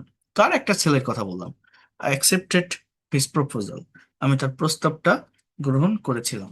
এই যে জায়গাটা, এই যে বিষয়টা আমি লিখলাম, আচ্ছা টু হবে না, অ্যাকসেপ্টেড হিজ প্রপোজাল। সো এই যে আমি এটা লিখলাম, বোঝার চেষ্টা করেন কিসের প্রপোজাল বা কি। আমি একটা থিমের উপর এটা লিখবো, কেমন? ফর এক্সাম্পল, আ বয়, একটা ছেলে, লাভস মি ভেরি মাচ, একটা ছেলে আমাকে খুব ভালোবাসে। তাহলে সাবজেক্টটা কি? আ বয়। ভার্ব হচ্ছে লাভস, ভার্বের সাথে এস কেন? এটা present indefinite tense, subject third person singular number. আচ্ছা, হি প্রপোজড টু মি, এখানে তো টু হওয়ার কথা, হ্যাঁ, he proposed to me yesterday, yesterday, সে গতকাল আমাকে প্রপোজ করেছিল, আমাকে প্রস্তাব দিয়েছিল। ওকে, সো এরপর আমি, আচ্ছা, এই বাক্যটা আমি এখানে নিব যে আই অ্যাকসেপ্টেড হিজ প্রপোজাল, আমি তার প্রস্তাবটা গ্রহণ করেছিলাম, লিখলাম। এইবার দেখেন, এবার কে, ছেলেটা কে বা কি, এটা নিয়ে আমি একটু কথা বলবো। বাট তার আগে এখানে দেখেন আরেকটা ভার্ব আছে অ্যাক্ট, মানে আচরণ করা, অ্যাক্টেড, অ্যাক্টেড, আচরণ করা। আমি এইভাবে কথাটা বলতে পারি, হি অ্যাক্টেড, তাহলে এই দুইটা ওয়ার্ডের মানে কি? সে আচরণ করেছিল, লাইক আ হিরো, একটা হিরোর মতো, ইন ফ্রন্ট অফ মি, আমার সামনে, in the time of proposing, মানে প্রপোজ করার সময়। অথবা আমি এটাকে দুইভাবে বলতে পারি, in the time of proposing, অর্থাৎ এটা হচ্ছে আমি একটা ফ্রেজ ব্যবহার করে বললাম, অথবা এটাকে ক্লজ ব্যবহার করে বলা যায়। ক্লজ মানে কি জানেন? আলাদা সাবজেক্ট ভার্ব আনতে হয়। যেমন এটা এইভাবে বলা যায়, when he proposed me, proposed me, অর্থাৎ যখন সে আমাকে প্রপোজ করেছিল, তখন সে নায়কের মতো আচরণ করেছিল, ওই যে হাঁটু গেড়ে বসে ইয়ে করে না, প্রপোজ করে না, এরকম। অথবা আমি বলতে পারি in the time of proposing, অথবা আমি বলতে পারি, কি বললাম, যে ওয়েন হি প্রপোজড মি, মানে এই দুইটা কিন্তু একটা হচ্ছে ফ্রেজের ব্যবহার, একটা হচ্ছে ক্লজের ব্যবহার, দুইভাবে এটাকে বলা যায়। আর মেইন পার্ট কোনটা? হি acted like a hero in front of me, এটা হচ্ছে আমার মেইন পার্ট। আচ্ছা, এরপর দেখেন, এরপর হচ্ছে কি আছে, অ্যাচিভ, মানে অর্জন করা, অ্যাচিভ। আমি যদি তার সম্পর্কে একটু বলি, একটা সাপোর্টিভ সেন্টেন্স আমি নিব। For example, recently he has achieved, recently সে অর্জন করেছে কি, ফর এক্সাম্পল, MBBS ডিগ্রি, ঠিক আছে, এটা আমি বললাম।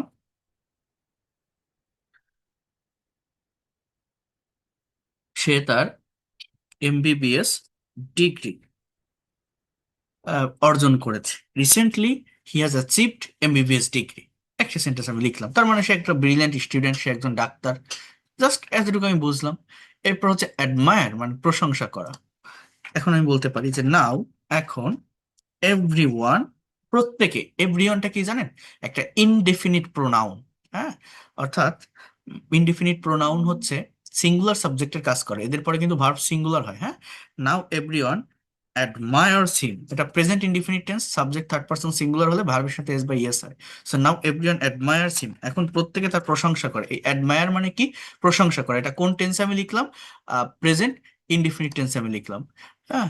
এই যে রেড কালার গুলো দেখছেন আপনারা, এগুলো আবার মনে করেন না যে আমার ভুল লেখা হয়ে গেছে বা মিস্টেক, এটা হচ্ছে ওই স্পেলিং বেশি হওয়ার কারণে এটা হয়, ঠিক আছে, স্পেলিং ডাবল স্পেল পড়ে যাচ্ছে এই জন্য, সেন্টেন্সের ভুল না। যেমন এই যে দেখেন, আমি যদি এটা এখানে সরাই দিই, এটা ঠিক হয়ে যায়, দেখছেন, এটা স্পেলিং এর জন্য হয়। আচ্ছা, যাই হোক, এরপর দেখেন, অ্যাডমায়ার, এরপর অ্যাডভাইস, এই ভার্বটা আমি নিব, মানে প্রত্যেকটা ভার্বকে আমি কমন রাখার চেষ্টা করব।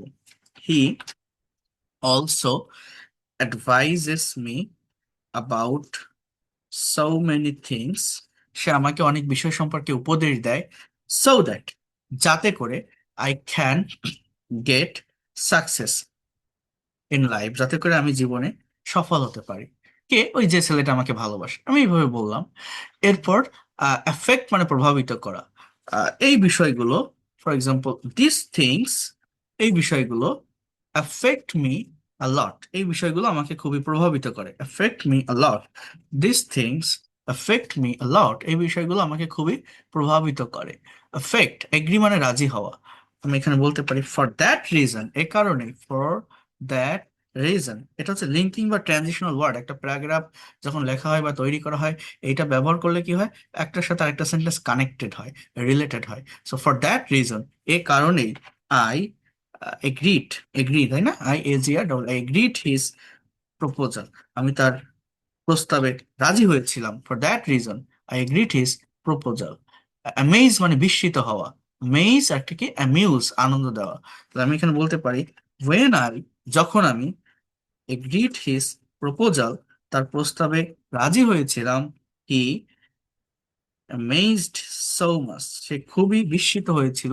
হি ওয়াজ অ্যামেজড হয়েছিল, এটা passive, he was amazed so much and মানে আমার দ্বারা হয়েছিল তো, সো এটা ওয়াজ প্লাস ভি3 হবে, ঠিক আছে? এটা নিয়ে আমি বলবো। এটা এখন আবার ব্যাখ্যা করতে গেলে অনেক সময় চলে যাবে। He was amazed so much and amused me a lot, এবং আমাকে অনেক আনন্দ দিয়েছিল। সো আমি একটা শেষ করে দেই যে now we have taken a decision to marry each other হচ্ছে একটা রেসিপ্রোকাল প্রোনাউন। এখন আমরা একে অন্যকে বিয়ে করার সিদ্ধান্ত নিয়েছি। আচ্ছা ঠিক আছে। তো এই হচ্ছে, মনে করেন আমি একটা গল্প তৈরি করলাম। এখানে 10টা ভার্ব ছিল, এই 10টি ভার্বকে কমন রেখে ইভেন আমি একটা এখানে হেডলাইন, একটা শিরোনাম দিতে পারি। For example, a love story. A love story একটা ভালোবাসার গল্প। এইটা লেখার উদ্দেশ্য কি? এটা যে কোনো থিমের উপর লেখা যায়। আমি এই যে ভার্বগুলো এখানে আলাদাভাবে সিলেক্ট করলাম, এই ভার্বগুলোকে আমি প্র্যাকটিক্যালি ইউজ করলাম, ব্যবহার করলাম। আর এটা করতে হয়তো একটু টাইম লাগে। এটা আপনারা করলে আরো সুন্দরভাবে করতে পারবেন, টাইম নিয়ে, সময় নিয়ে, বিভিন্ন থিমের উপর। এটা যদি কেউ একবার করতে পারে, তার ফ্রি হ্যান্ড রাইটিং এর ডেভেলপমেন্ট হয়, টেন্সটা চর্চায় থাকে। আর এই ওয়ার্ডগুলো যারা একবার ব্যবহার করবে, আপনি আর কখনো এই ওয়ার্ডগুলো ভুলবেন না। দেখেন, boy loves me very much, he propose to me yesterday, I accepted his proposal, আমি তার প্রস্তাব গ্রহণ করেছিলাম। He acted like a hero in front of people, accept মানে গ্রহণ করা, অ্যাক্ট মানে আচরণ করা। হ্যাঁ, রিসেন্টলি হি হ্যাজ অ্যাচিভড, এটা প্রেজেন্ট পারফেক্ট টেন্স লিখছি যে সে অর্জন করেছে।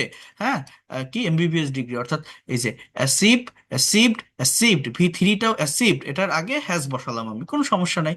আচ্ছা, এরপর কি, নাও এভরিওয়ান অ্যাডমায়ার্স হিম, এখন প্রত্যেকে তার প্রশংসা করে। অ্যাডমায়ার মানে প্রশংসা করা। হি অলসো অ্যাডভাইজেস মি, সে আমাকে উপদেশ দেয়, about so many things so that I can get success in life.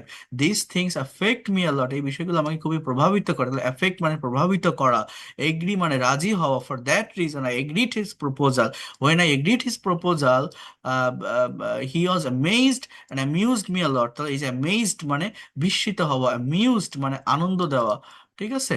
So এইভাবে কোনটা, হ্যাঁ, এইভাবে আমরা এই যে ভার্বগুলো এখানে ছিল পরপর, এই ভার্বগুলোকে কমনলি ব্যবহার করে একটা গল্প বা স্টোরি তৈরি করে ফেললাম। এই ধরনের অ্যাসাইনমেন্টগুলো আমি আমার পেইড কোর্সের স্টুডেন্টসদেরকে দিয়ে থাকি।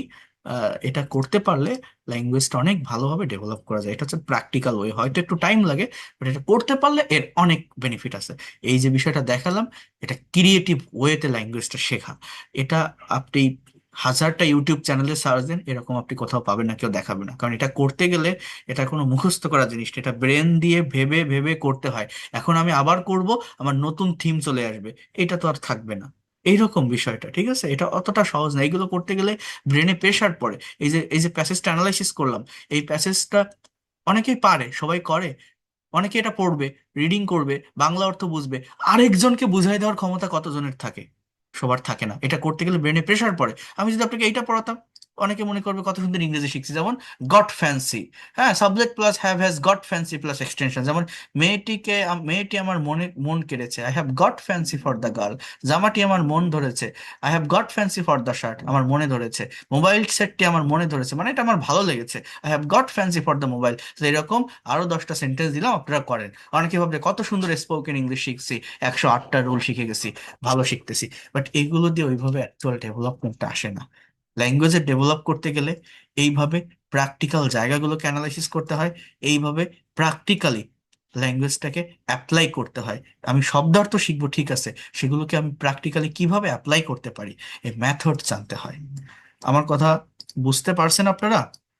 প্রায় 12টা বাজতে যাচ্ছে, এখনো পর্যন্ত এতগুলো মানুষ আপনারা আছেন, অনেক স্যার, অনেক ধন্যবাদ আপনাদের হ্যাঁ থাকার জন্য বুঝতে লাস্ট পর্যন্ত। পারছি, বুঝতে আমি,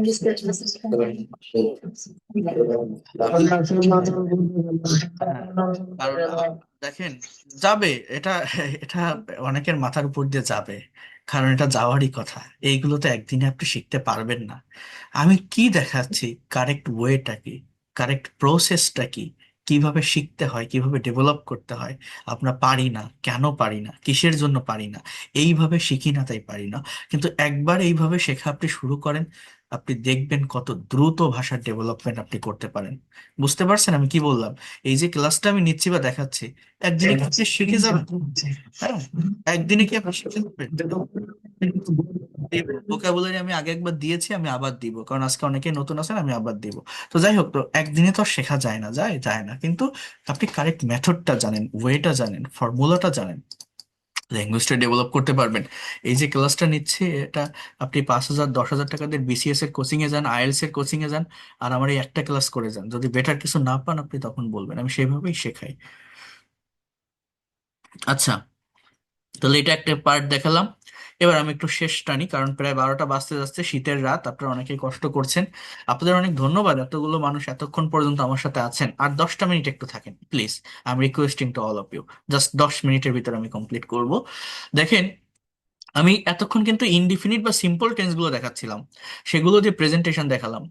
আচ্ছা, কন্টিনিউয়াস টেন্স মানে কি, সহজভাবে যদি বলি, চলমান। প্রেজেন্ট কন্টিনিউয়াস, বর্তমানে হচ্ছে বা চলছে। পাস্ট কন্টিনিউয়াস, অতীতে হচ্ছিল বা চলছে। যেমন আমি আপনাদের ক্লাস নিচ্ছি, I am taking your class, you are doing my class, that is present continuous, right now কোন একটা কাজ হচ্ছে। আপনি এখন আমার ক্লাস করছেন, কেউ একজন আপনাকে কল দিচ্ছে, এখন আপনি কলটা ধরতে পারলেন না ক্লাসে থাকার কারণে, এরপর আপনি তাকে কল ব্যাক করলেন। কল ব্যাক করে আপনি কি বললেন, যে তুমি যখন আমাকে কল দিচ্ছিলে, তুমি যখন কল করতেছিলে, I was in the class, আমি একটা ক্লাসে ছিলাম। এই যে কল দিচ্ছিলে, কল করতেছিলে, অতীতে একটা কাজ হচ্ছিল বা চলছিল, মানে আপনি তাকে পরে বলছেন সেই কথাটা। এইটা হচ্ছে পাস্ট কন্টিনিউয়াস, যে when you are calling me, when you are calling me, you were calling, I was in the class, আমি ক্লাসে ছিলাম। সো এটা হচ্ছে পাস্ট কন্টিনিউয়াস, যে অতীতে হচ্ছিল বা চলছিল। আর ফিউচার কন্টিনিউয়াস কি, ভবিষ্যতে। আমি আপনাদের ক্লাস নিচ্ছি, আমি ক্লাসটা আরো অনেকটা টাইম নিয়ে নিতে থাকবো, I will be taking your class, এটা হচ্ছে ফিউচার কন্টিনিউয়াস। তো কন্টিনিউয়াস মানে চলমান, সহজ কথায় বর্তমানে হচ্ছে বা চলছে প্রেজেন্ট কন্টিনিউয়াস, অতীতে হচ্ছিল বা চলছিল পাস্ট কন্টিনিউয়াস, ভবিষ্যতে হতে থাকবে বা চলতে থাকবে ফিউচার কন্টিনিউয়াস। এখন দেখেন, এইখানে একটা বিষয় আছে, যেটা আপনারা জানেন সেটা নিয়ে আলোচনা করার তো কিছু নেই, যেটা জানেন না সেটা নিয়ে আমি একটু বেশি করে কথা বলবো। দেখেন, note, feel, hear, fear, see, smell, desire, love, like, want, wish, belong, process, এই যে ভার্বগুলো দেখছেন, এই ভার্বগুলোকে কন্টিনিউয়াস টেন্সে লেখা যায় না। যেমন মানে বিষয়টা এরকম, ভার্ব মূলত দুই ভাবে গঠিত হয়, একটা হচ্ছে ডাইনামিক আর একটা হচ্ছে স্টেটিভ। এই ভার্বগুলোকে স্টেটিভ ভার্ব বলে। ডাইনামিকটা মানে চলনশীল না, চলনশীল মানে মনে করেন, আহ, আমি তোমাকে অনুভব করছি, I am feeling you, it will be wrong, you have to say I feel you. কেন? অনুভব করা এটা মনের একটা অনুভূতি, আপনি এটা বাংলায় কন্টিনিউয়াস টেন্সে বললেও ইংলিশে ওই ফিল ভার্বের সাথে আইএনজি ব্যবহার করা যায় না। এই বিষয়গুলো আমাকে বুঝতে হবে। আমি একটি পাখি দেখছি বা দেখিতেছি, I am Singh a bird, আমরা বলি না, এটা ভুল। বাংলায় কন্টিনিউয়াস টেন্সে বললেও ইংলিশে ইনডিফিনিট টেন্সে লিখতে হবে আই সি এ বার্ড। কেন? পাখি গাছের ডালে বসে আছে, আপনি একটা জায়গায় দাঁড়ায় পাখিটাকে দেখছেন, আপনি কি আপনার চোখ নিয়ে দৌড়াচ্ছেন? এখানে কি কোনো কাজ করছেন, কোনো অ্যাকশন হচ্ছে না? যদি অ্যাকশন না হয়, কাজ করা না বোঝায়, তাহলে সেই ভার্বের সাথে আইএনজি লেখা যায় না। এটা হচ্ছে বড় কথা। আমি ভাত খাচ্ছি, হাত দিয়ে তুলতেছি, গাল দিয়ে খাচ্ছি, এটাকে বলতে পারি I am eating rice, present continuous. আমি চিঠি লিখতেছি, আই এম রাইটিং, এখানে কাজ হচ্ছে, অ্যাকশন হচ্ছে, তাহলে আইএনজি ব্যবহার করা যায়। কিন্তু এই যে ভার্বগুলো এখানে দেখছেন, আমি তোমাকে শুনতেছি, I am hearing you, no I hear you, ঠিক আছে? জাস্ট আপনি তো শুনছেন, ঠিক আছে, আপনি তো একটা জায়গায় স্থির আছেন, আপনি এখানে আপনার কোনো অ্যাকশনটা দেখা যাচ্ছে না, কাজটা যে করছেন এটা দেখা যাচ্ছে না। সো এইটাই হচ্ছে মূলত বিষয়। আমি তোমার কাছে এক গ্লাস পানি চাচ্ছি, I am wanting a glass of water, এরকম হয় না আই ওয়ান্ট, আমি বিষয়টা বুঝতেছি, আই এম আন্ডারস্ট্যান্ডিং হয় না আই আন্ডারস্ট্যান্ড। মানে এই ভার্ব রিলেটেড ওয়ার্ডগুলোর বাংলা ওয়ার্ড যেগুলো আছে, মানে অনুভব করা, শোনা, ভয় পাওয়া, দেখা, ভালোবাসা, ভালো লাগা, চাওয়া, বোঝা, ভাবা, হ্যাঁ, প্রত্যাশা করা, বিশ্বাস করা, তুমি কি আমাকে বিশ্বাস করছো, আর ইউ বিলিভিং হিম, এটা বল, do you believe him, do you believe me, এটা বলতে হয়। তো যাই হোক, মানে এই ভার্বগুলো বাংলায় কন্টিনিউয়াস টেন্সে প্রকাশ পেলেও ইংলিশে যখন আপনি লিখবেন কন্টিনিউয়াস টেন্সে লেখা যায় না, ইনডিফিনিট টেন্সে লিখতে হয়। এই ভার্বগুলোর সাথে আইএনজি ব্যবহার করা যায় না, এটা গ্রামাটিক্যালি ভুল। বাট স্পোকেন ইংলিশে গ্রামার একদম কমপ্লিটলি মেনটেন করা হয় না, এটা রাইটিং এর ক্ষেত্রে বেশি প্রয়োজন হয়। স্পোকেনে অনেক সময় এটা করলেও ওইভাবে ভুলটা ধরা হয় না, কারণ স্পোকেন ইংলিশ হচ্ছে আপনার অপোজিট পার্সনটাকে আপনার মনের ভাবটা বোঝাতে পারলে হলো। সেখানে গ্রামাটিক্যাল মিস্টেক হলে সেটা অতটা মেজর মিস্টেক বলে মনে করা হয় না, কিন্তু রাইটিং এর ক্ষেত্রে এগুলো দরকার আছে, এই জন্য দেখিয়ে রাখলাম। তো দেখেন এখানে কন্টিনিউয়াস টেন্স গুলো একটা শখের মাধ্যমে, টেবিলের মাধ্যমে আপনারা প্র্যাকটিস করতে পারবেন। যেমন I am writing a letter, আমি একটা চিঠি লিখছি বা লিখিতেছি। I was writing a letter, আমি একটা চিঠি লিখিতেছিলাম। I will be writing a letter, আমি একটা চিঠি লিখতে থাকবো। উই আর প্লেইং ক্রিকেট, আমরা ক্রিকেট খেলছি। উই ওয়ার প্লেইং ক্রিকেট, আমরা খেলতেছিলাম। We will be playing cricket, আমরা খেলতে থাকবো। You R driving a car, তুমি একটা গাড়ি চালাচ্ছ বা চালাইতেছো। You were driving a car, তুমি একটা গাড়ি চালাইতেছিলে। You will be driving a car, তুমি একটা গাড়ি চালাতে থাকবে। He is singing a song, সে একটা গান গাইতেছে। হি ওয়াজ সিঙ্গিং আ সং, সে একটা গান গাইতেছিল। He will be singing a song. এই যে বিষয়গুলো দেখাচ্ছি না, এগুলো সবই আমার লেখা যে বইটা আছে, স্পিক ইংলিশ উইথ সোনামুখ, এই যে বইটা, এটা complete course of English language. এখানে এই যে basic grammar, spoken, writing, vocabulary, এই বইটার ভিতরে সবই আছে। Whatever you want to learn, complete course of English language. এই যে টেন্সের যে ফাংশনগুলো দেখাচ্ছি, এই বইটাতে সবকিছু ইন ডিটেলসে গোছানো পদ্ধতিতে দেওয়া আছে। এটা আজকে অনেকগুলো কপি চলে গেছে। এই যে ভার্বের ফর্মগুলোর কথা বললাম, এই যে প্র্যাকটিক্যাল ইউজ অফ টেন্স দেখছেন, চ্যাপ্টার 10, এগুলো মানে একদম প্র্যাকটিক্যালি প্রত্যেকটা পার্টে দেখেন। এই যে টেবিলে দেওয়ার পর এটা negative interrogative, negative interrogative, double US word add করে কিভাবে করা যায়, এবং ভাগ ভাগ করে প্রত্যেকটা বিষয় এখানে দেওয়া আছে। এই যে টেন্সের যেটা এখন আমি আপনাদের দেখাচ্ছি না, এটার পিডিএফ তো দিব। এই যে আমার বইটাতে এটা আছে, এই যে আমার বইয়ের কত পেজে, 86 পেজে, দেখছেন। এবং এটা থেকে কিভাবে, এই যে এটা অ্যাফার্মেটিভ সেন্টেন্স, এগুলো আমার বইটাতে দেওয়া আছে, কিভাবে এখান থেকে নেগেটিভ হবে, কিভাবে এখান থেকে ইন্ট্রোগেটিভ হবে। এই যে is he going to the market, was he going to the market, will he be going to the market, দেখছেন কিভাবে নেগেটিভ ইন্ট্রোগেটিভ হবে। হ্যাঁ, isn't he going to the market, সে কি বাজারে যাইতেছে না, মানে যাচ্ছে না। হ্যাঁ, সো এইভাবে সব function. Why are you playing cricket, মানে আর ইউ প্লেইং ক্রিকেট, তুমি কি ক্রিকেট খেলছো। Why are you playing cricket. আমার এই বইটাতে আরো সুন্দরভাবে গোছানো পদ্ধতিতে সবকিছু দেওয়া। এটা আপনারা আমার ওয়েবসাইট থেকে অর্ডার করতে পারবেন, এটা অনেকেই করেছেন আমি দেখেছি। বাংলাদেশের যে কোনো প্রান্ত থেকে বই হাতে পেয়ে টাকা পরিশোধ করতে পারবেন। আপনারা তো অনেক টিচারের, অনেক লেখকের বই পড়ছেন, যাদের লক্ষ লক্ষ সাবস্ক্রাইবার, অনেক ফ্যান ফলোয়ার, কত রংচটা বিজ্ঞাপন দিয়ে বই, আহ, সেগুলো দেখবেন আর আমার এই একটা বই দেখবেন। এটা একটা দলিল, এটা একটা অ্যাসেট বা সম্পদ হয়ে থাকবে, আপনার নেক্সট জেনারেশনকে আপনি শেখাতে পারবেন। এটা নিয়ে আমি এরকম ভাবে বলি না বা ইয়ে করি না, এটা যারা নেওয়ার তারা নেয়, যারা আমার ক্লাস করে তারা নেয়। তো এটা আপনাদেরকে বলে রাখলাম, কারণ আপনারা অনেকে একদম নতুন আছেন তো। আচ্ছা, যাই হোক, তাহলে এটা হচ্ছে কন্টিনিউয়াস টেন্স, যে কোন একটা কাজ হচ্ছিল বা চলছিল। আচ্ছা, এরপর পারফেক্ট টেন্স কি? তাহলে পারফেক্ট টেন্স হচ্ছে, বোঝার চেষ্টা করেন, আমার তিনটা পারফেক্ট টেন্স আছে, প্রেজেন্ট, পাস্ট এবং ফিউচার পারফেক্ট। সব থেকে গুরুত্বপূর্ণ হচ্ছে প্রেজেন্ট পারফেক্ট। পাস্ট এবং ফিউচার পারফেক্টের ব্যবহার স্পোকেন ইংলিশে তেমন হয় না। যেমন কোনো কাজ এইমাত্র শেষ হয়েছে কিন্তু তার ফল বর্তমানে আছে, এরকম বোঝালে তাকে প্রেজেন্ট পারফেক্ট টেন্স বলে। মানে প্রেজেন্ট পারফেক্ট টেন্স হচ্ছে একটা কাজ হয়ে গেছে, তার একটা ফল বা রিয়েকশন এখনো আছে। পাস্ট পারফেক্ট হচ্ছে অনেক আগে কোনো কাজ হয়েছিল, এবং এখানে দুইটা টাইমের মেনশন করা থাকে, অর্থাৎ বিষয়টা হচ্ছে দুইটা আলাদা ক্লজ থাকে, একটা পাস্ট ইনডিফিনিট, একটা পাস্ট পারফেক্ট, মানে দুটো আলাদা কাজ, দুটোই অতীতের। যেটা বেশি অতীতে ঘটে সেটাকে পাস্ট পারফেক্ট দ্বারা আইডেন্টিফাই করা হয়। ওই যে প্রবাদ বাক্য আছে না, ডাক্তার আসার আগে রোগী মারা গেল, এরকম, the patient had died before the doctor came. আর ফিউচার পারফেক্ট হচ্ছে যে ভবিষ্যতে কোন একটা কাজ হয়ে থাকবে বা করে থাকবে। তো এইগুলো নিয়ে আমি পরের কোন একটা ক্লাসে বলবো, কারণ আজকে বলতে গেলে এটা অনেক টাইম চলে যাবে। Will have plus V 3 future perfect tense, এখানে সবই দেওয়াও আছে, ঠিক আছে। যেমন I have done the work, আমি কাজটা করেছি, এটা present perfect tense. He has played cricket, সে ক্রিকেট খেলেছে। হ্যাঁ, she has driven a car, সে একটা গাড়ি চালিয়েছে। আবার উই হ্যাড প্লেড ক্রিকেট, আমরা ক্রিকেট খেলেছিলাম, এটা past perfect. You will have watch TV, তুমি টিভি দেখে থাকবে। He will have driven a car, সে একটা গাড়ি চালিয়ে থাকবে, মানে একটা সার্টেইন টাইমের ভিতর একটা কাজ কমপ্লিট হয়ে থাকবে। তো যাই হোক, এইগুলো নিয়ে আমি আরো ডিটেলসে পরবর্তী কোনো ক্লাসে বলবো। আমি একটু মেইন ফাংশনে আমার, না হলে আমি মিস করে যাব কারণ সময় চলে যাচ্ছে। আমি আপনাদেরকে একটু বলি যে এই যে সেন্টেন্সগুলো টেন্সের ভিতরে, যারা আমি প্রথমেই বলছিলাম যে 12টা টেন্স আছে, বাট প্র্যাকটিক্যাল লাইফে আমার কি 12টা টেন্সই প্রয়োজন হয় না। আমাকে বুঝতে হবে মোস্ট অ্যাক্টিভ স্ট্রাকচার কোনগুলো টেন্সের, কোনগুলো না হলে আমরা ইংলিশে কথা বলতে পারি না, বা প্র্যাকটিক্যাল কনভারসেশন বা কমিউনিকেশনের জন্য কোন টেন্সগুলো বেশি লাগে। যেমন বললাম যে 3টা ইনডিফিনিট টেন্সের ব্যবহার অনেক বেশি, এর সঙ্গে মনে রাখবেন 3টা কন্টিনিউয়াস আর প্রেজেন্টের পারফেক্ট। এই 7টি স্ট্রাকচার যদি আপনার জানা থাকে, এই 7টি স্ট্রাকচারের নেগেটিভ ইন্টারোগেটিভ সহ আপনার যদি কমপ্লিট করা থাকে, আপনি ইংলিশে যে কোনো কনভারসেশন করতে পারবেন। এখন কিভাবে আপনি নেগেটিভ বা ইন্টারোগেটিভ করবেন, মনে রাখবেন যে কোনো সেন্টেন্স বা বাক্যকে নেগেটিভ করার জন্য সেই বাক্যের ভিতরে যে অক্সিলারি বা হেল্পিং ভার্ব থাকে তার সাথে নট বসালে একটা বাক্য নেগেটিভ হয়, অক্সিলারি বা হেল্পিং ভার্ব সাবজেক্টের আগে আনলে ইন্টারোগেটিভ হয়। কেমন সেটা? আমার যে 12টা টেন্সের স্ট্রাকচার আছে, টেন্সের স্ট্রাকচার কয়টা এখানে লিখছি? 7টা, আছে কয়টা? 12টা। 12টার ভিতর 10টিতে, মনে রাখবেন এই কথাটা, 10টিতেই অ্যাফার্মেটিভ সেন্টেন্স মানে মেইন যে সেন্টেন্সটা সেখানে অক্সিলারি বা হেল্পিং ভার্ব থাকে, 2টা টেন্সে থাকে না, প্রেজেন্ট আর পাস্ট ইনডিফিনিট। দেখেন, হি ড্রাইভস এ কার, এখানে কোনো অক্সিলারি ভার্ব নেই, just main verb, he drove a কার।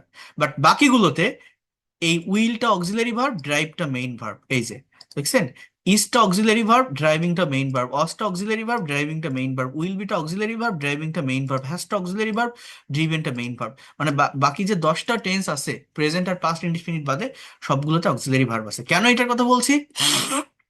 আমার নিয়ম হচ্ছে যে কোনো বাক্যকে নেগেটিভ করার জন্য সেই বাক্যের ভিতরে যে অক্সিলারি বা হেল্পিং ভার্ব থাকে তার সাথে নট বসালে নেগেটিভ, সেটা সাবজেক্টের আগে আনলে ইন্ট্রোগেটিভ। যেমন এইটা আছে, আগে এটা করি। যেমন হি উইল নট, উইল নটকে সংক্ষেপে বা কন্ট্রাস্টে এরকম বলা যায় হি ওন্ট ড্রাইভ এ কার, সে গাড়ি চালাবে, সে গাড়ি চালাবে না। সে কি গাড়ি চালাবে, জাস্ট এই উইলটা সাবজেক্টের আগে আসবে, এখানে কোনো নট হবে না। Will he drive a car, will he drive a car, সে কি একটা গাড়ি চালাবে? Will he drive a car, সে কি গাড়ি চালাবে না? তখন কি হবে?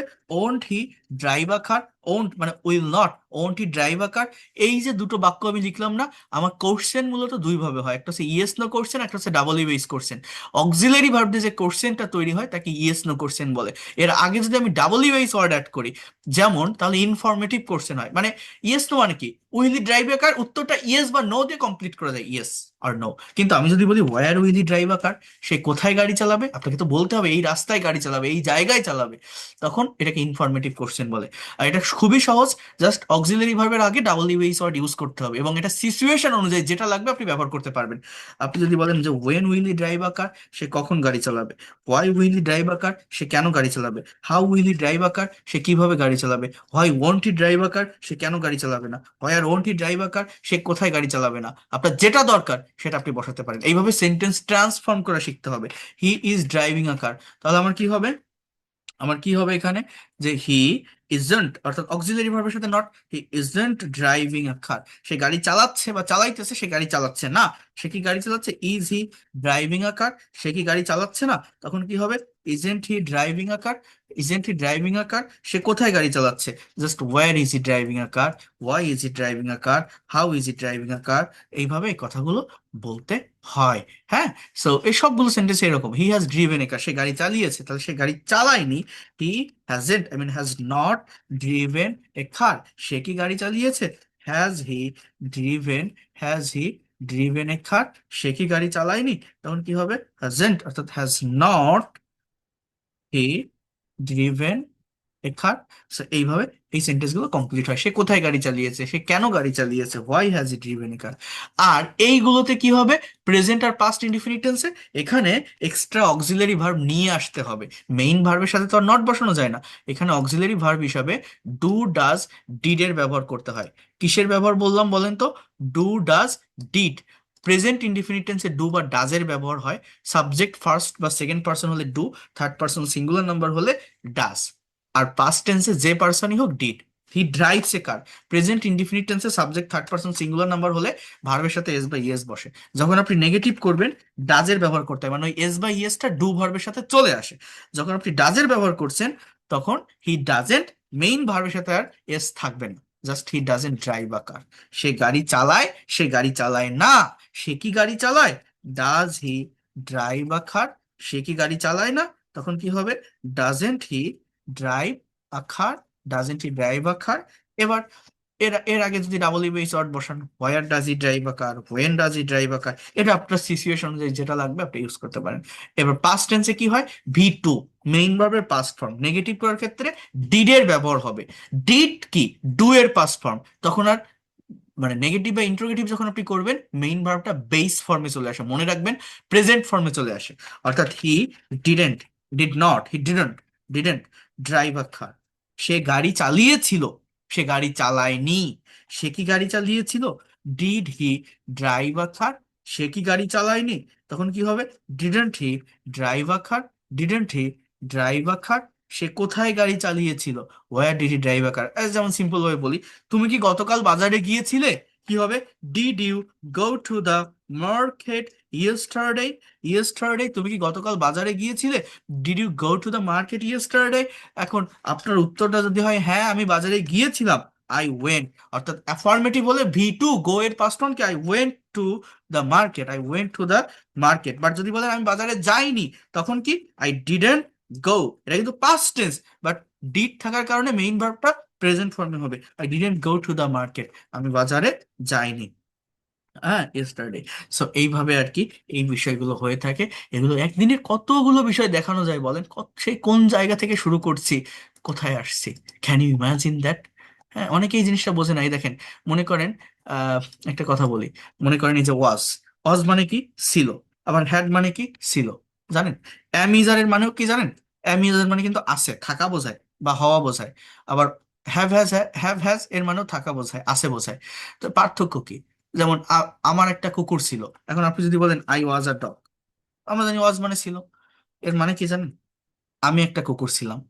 তাহলে আই হ্যাড আ ডগ মানে আমার একটা কুকুর ছিল, হ্যাঁ মানে সাবজেক্ট নিজে কোনো কিছু ছিল, এটা হচ্ছে ওয়াজ আয়। আর সাবজেক্টের অধিকার বা মালিকানাই ছিল, তখন হ্যাভ হ্যাজ হ্যাড এর ব্যবহার হয় আসে বা ছিল বোঝাতে। আই ওয়াজ আ ডক্টর, আমি একজন ডাক্তার ছিলাম, এটা ঠিক আছে। ঠিক আছে, এই এই অনেকগুলো ফাংশন আছে এখানে। যেমন এইটা কিন্তু হ্যাড থাকলে ভাবে কি পারফেক্ট টেন্স না, এটা কিন্তু পাস্ট ইনডিফিনিট টেন্স।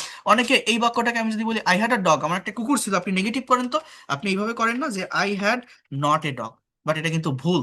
এটা ভুল, কেন ভুল জানেন, এই হ্যাডটা এখানে মেইন ভার্ব, মেইন ভার্বের সাথে নট বসানো যায় না। যেমন আমি বলছি যে হি ড্রোভ এ কার, সে একটা গাড়ি চালিয়েছিল, আপনি কি ড্রোভ নট বলেন, হি ওয়েন্ট টু স্কুল, সে স্কুলে গিয়েছিল, আপনি কি ওয়েন্ট নট বলেন নাকি ডিডেন্ট গো বলেন, ডিডেন্ট ড্রাইভ বলেন, ডিডের ব্যবহার করি না। তাহলে হি হ্যাড নট হয় না, এটা এনসিয়েন্ট ইংলিশে হতো, মডার্ন ইংলিশ এটা পাস্ট ইনডিফিনিট নট পারফেক্ট, হ্যাভের পাস্ট ফর্ম হ্যাড, আর কিছুই না। তাহলে এটা নেগেটিভ এরকম হয়, he didn't have a dog, তার কুকুর ছিল না, তার কুকুর ছিল, he had a dog, he didn't have a dog. এই ডিডের ব্যবহার হয়, কেন এটা হয় জানেন, এই যে ফাংশনগুলো, এই বেসিক, খুবই মানে বেসিক থিংস, বাট আমরা জানি না। এই বিষয়গুলো না জানার কারণে আমরা ইংলিশে কথা বলার ক্ষেত্রে কনফিডেন্ট পাই না। তো এগুলোর উপরে আলাদা একটা ক্লাস আছে, আমি নিব। একটা দিনে আর কতগুলো বিষয় বোঝানো যায় বলেন। তো এই যা যা দেখালাম, আপনারা এই ক্লাসটা আরেকবার রিভিউ করবেন, আমি রেকর্ড ক্লাস পিডিএফ ফাইলগুলো পাঠিয়ে দিব। যদি মনে হয় আপনি কিছু শিখতে পারছেন, নিতে পারছেন, তাহলে তো ভালো, আমাকে মনে রাখবেন। কারণ আমি অনেক পরিশ্রম করি, আপনারা জানি না এর আগে এতটা লং টাইম ধরে কোনো লাইভ ক্লাস এই পর্যন্ত করছেন কিনা কেউ। তো আমি এটা করাই। আর যারা পেইড কোর্সে ভর্তি হতে চান তারা জানাবেন। আমি আবারও বলছি, 3 মাসের কোর্স, 2,000 টাকা কোর্স ফি, 3 মাসের ভিতরে কমপ্লিট না করতে পারলে সময় পাবেন, আলাদা কোনো টাকা দিতে হবে না। ইভেন 2,000 টাকা একবারে দিয়ে দিলে আপনার কোনো ঝামেলা থাকবে না, আপনি ল্যাঙ্গুয়েজ ক্লাবের অ্যাক্সেস সহ সবকিছু কমপ্লিটলি পাবেন। আর যদি না পারেন একসাথে, 1,000 টাকা অ্যাডভান্স করেও ক্লাস শুরু করতে পারবেন, এই সুযোগটা আমি দেই। বাকি 1,000 টাকা পরবর্তী মাসে দিলেও হবে। এবং যারা করতে চান আপনারা রাতেও ভর্তি হতে পারেন, 01973569557, এই নাম্বারেই হোয়াটসঅ্যাপ আছে, সেন্ড মানি করে এই নাম্বারেই বিকাশ বা নগদ আছে। আপনারা লাস্ট ডিজিটটা জানাবেন বা স্ক্রিনশট দিলে আমি পেইড কোর্সে অ্যাড করে নিব। যদি মনে করেন এই লোকটা পড়াতে পারে, বোঝাতে পারে, টেকনিক ভালো, হয়তো শিখতে পারবো, আমি ল্যাঙ্গুয়েজটাকে প্রফেশনালি শিখতে চাই, আমি আইএলটিএস এর প্রিপারেশন হিসেবে শিখতে চাই, বা আপনি house wife, teacher, officer, job holder, freelancer, যদি মনে হয় যে আমি একটা গোছানো পদ্ধতিতে টিচারের অধীনে থেকে ডেভেলপ করতে চাই, যদি বিশ্বাস থাকে, ভরসা থাকে, আপনি আসতে পারেন। এতটুকু বলতে পারি আপনি ব্যর্থ হবেন না, I will take your full responsibility. I have already completed 76 batches, 77তম ব্যাচ চলছে, নতুন ব্যাচ 78 রাত 10টায় 8 তারিখ থেকে শুরু হবে। Basic grammar, spoken English, writing, conversation, এটা কমপ্লিট ইংলিশ ল্যাঙ্গুয়েজের কোর্সটা আপনি পাবেন। এটা শিখে আপনি আপনার স্ব স্ব সেক্টরে কাজে লাগাতে পারবেন। সপ্তাহে 4 দিন ক্লাস থাকবে, রবি, মঙ্গল, বৃহস্পতি, শুক্র, রাত 10টা থেকে 11টা। 8 তারিখ থেকে শুরু হবে। সেন্ড মানি করে লাস্ট ডিজিটটা জানালে বা হোয়াটসঅ্যাপে স্ক্রিনশট দিলে এই নাম্বারে আমি পেইড কোর্সের যে প্রাইভেট হোয়াটসঅ্যাপ গ্রুপ আছে আপনাকে আমি সেখানে অ্যাড করে নিব। 8 তারিখ থেকে ক্লাস করতে পারবেন। আর আগামীকালও আপনারা ফোর্থ ফ্রি লাইভ ক্লাস করবেন, আমি এটা নিব। এই যে আজকে যে ফাংশনগুলো দেখালাম এগুলোকে ব্যবহার করে প্র্যাকটিক্যালি কিভাবে কনভারসেশন করতে হয় সেটা দেখাবো। আর আমি কিন্তু আজকে আপনাদের মডাল ভার্ব ডিটেলসে পড়াইনি। এই মডাল ভার্বটা ইংলিশ ল্যাঙ্গুয়েজে অনেক বড় একটা জায়গা দখল করে নেয়। সো এইটা ডিটেলস ব্যবহারটা আমি নেক্সট ক্লাসে আপনাদেরকে দেখাবো। ঠিক আছে? তো আজকের যে ক্লাসটা আপনারা করলেন একটু মানে মন খুলে বলেন তো, আপনারা কি নতুন কিছু শিখতে পারছেন বা জানতে পারছেন? বা ভাষাটা কি? এই যে মানে 2 ঘন্টা আপনারা থাকলেন, কোনো কাজ হয়েছে আপনাদের? মনে হয় যে না কিছু জানতে পারছি, নতুন কিছু শিখতে পারছি?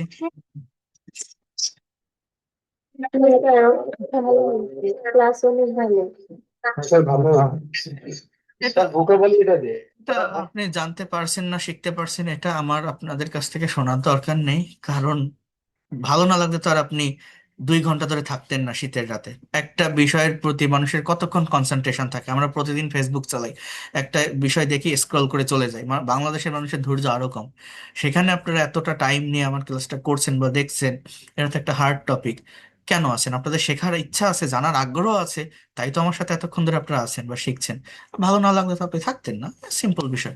তো যাই হোক, ভালো থাকবেন। That's all for today. যদি কিছু দিতে পারি আপনাদের, যদি আপনাদের মনে জায়গা করতে পারি তাহলে ভালো। Thank you so much. যে যেভাবেই নেন আমাকে নিতে পারেন, কোনো সমস্যা নাই। That's all for today.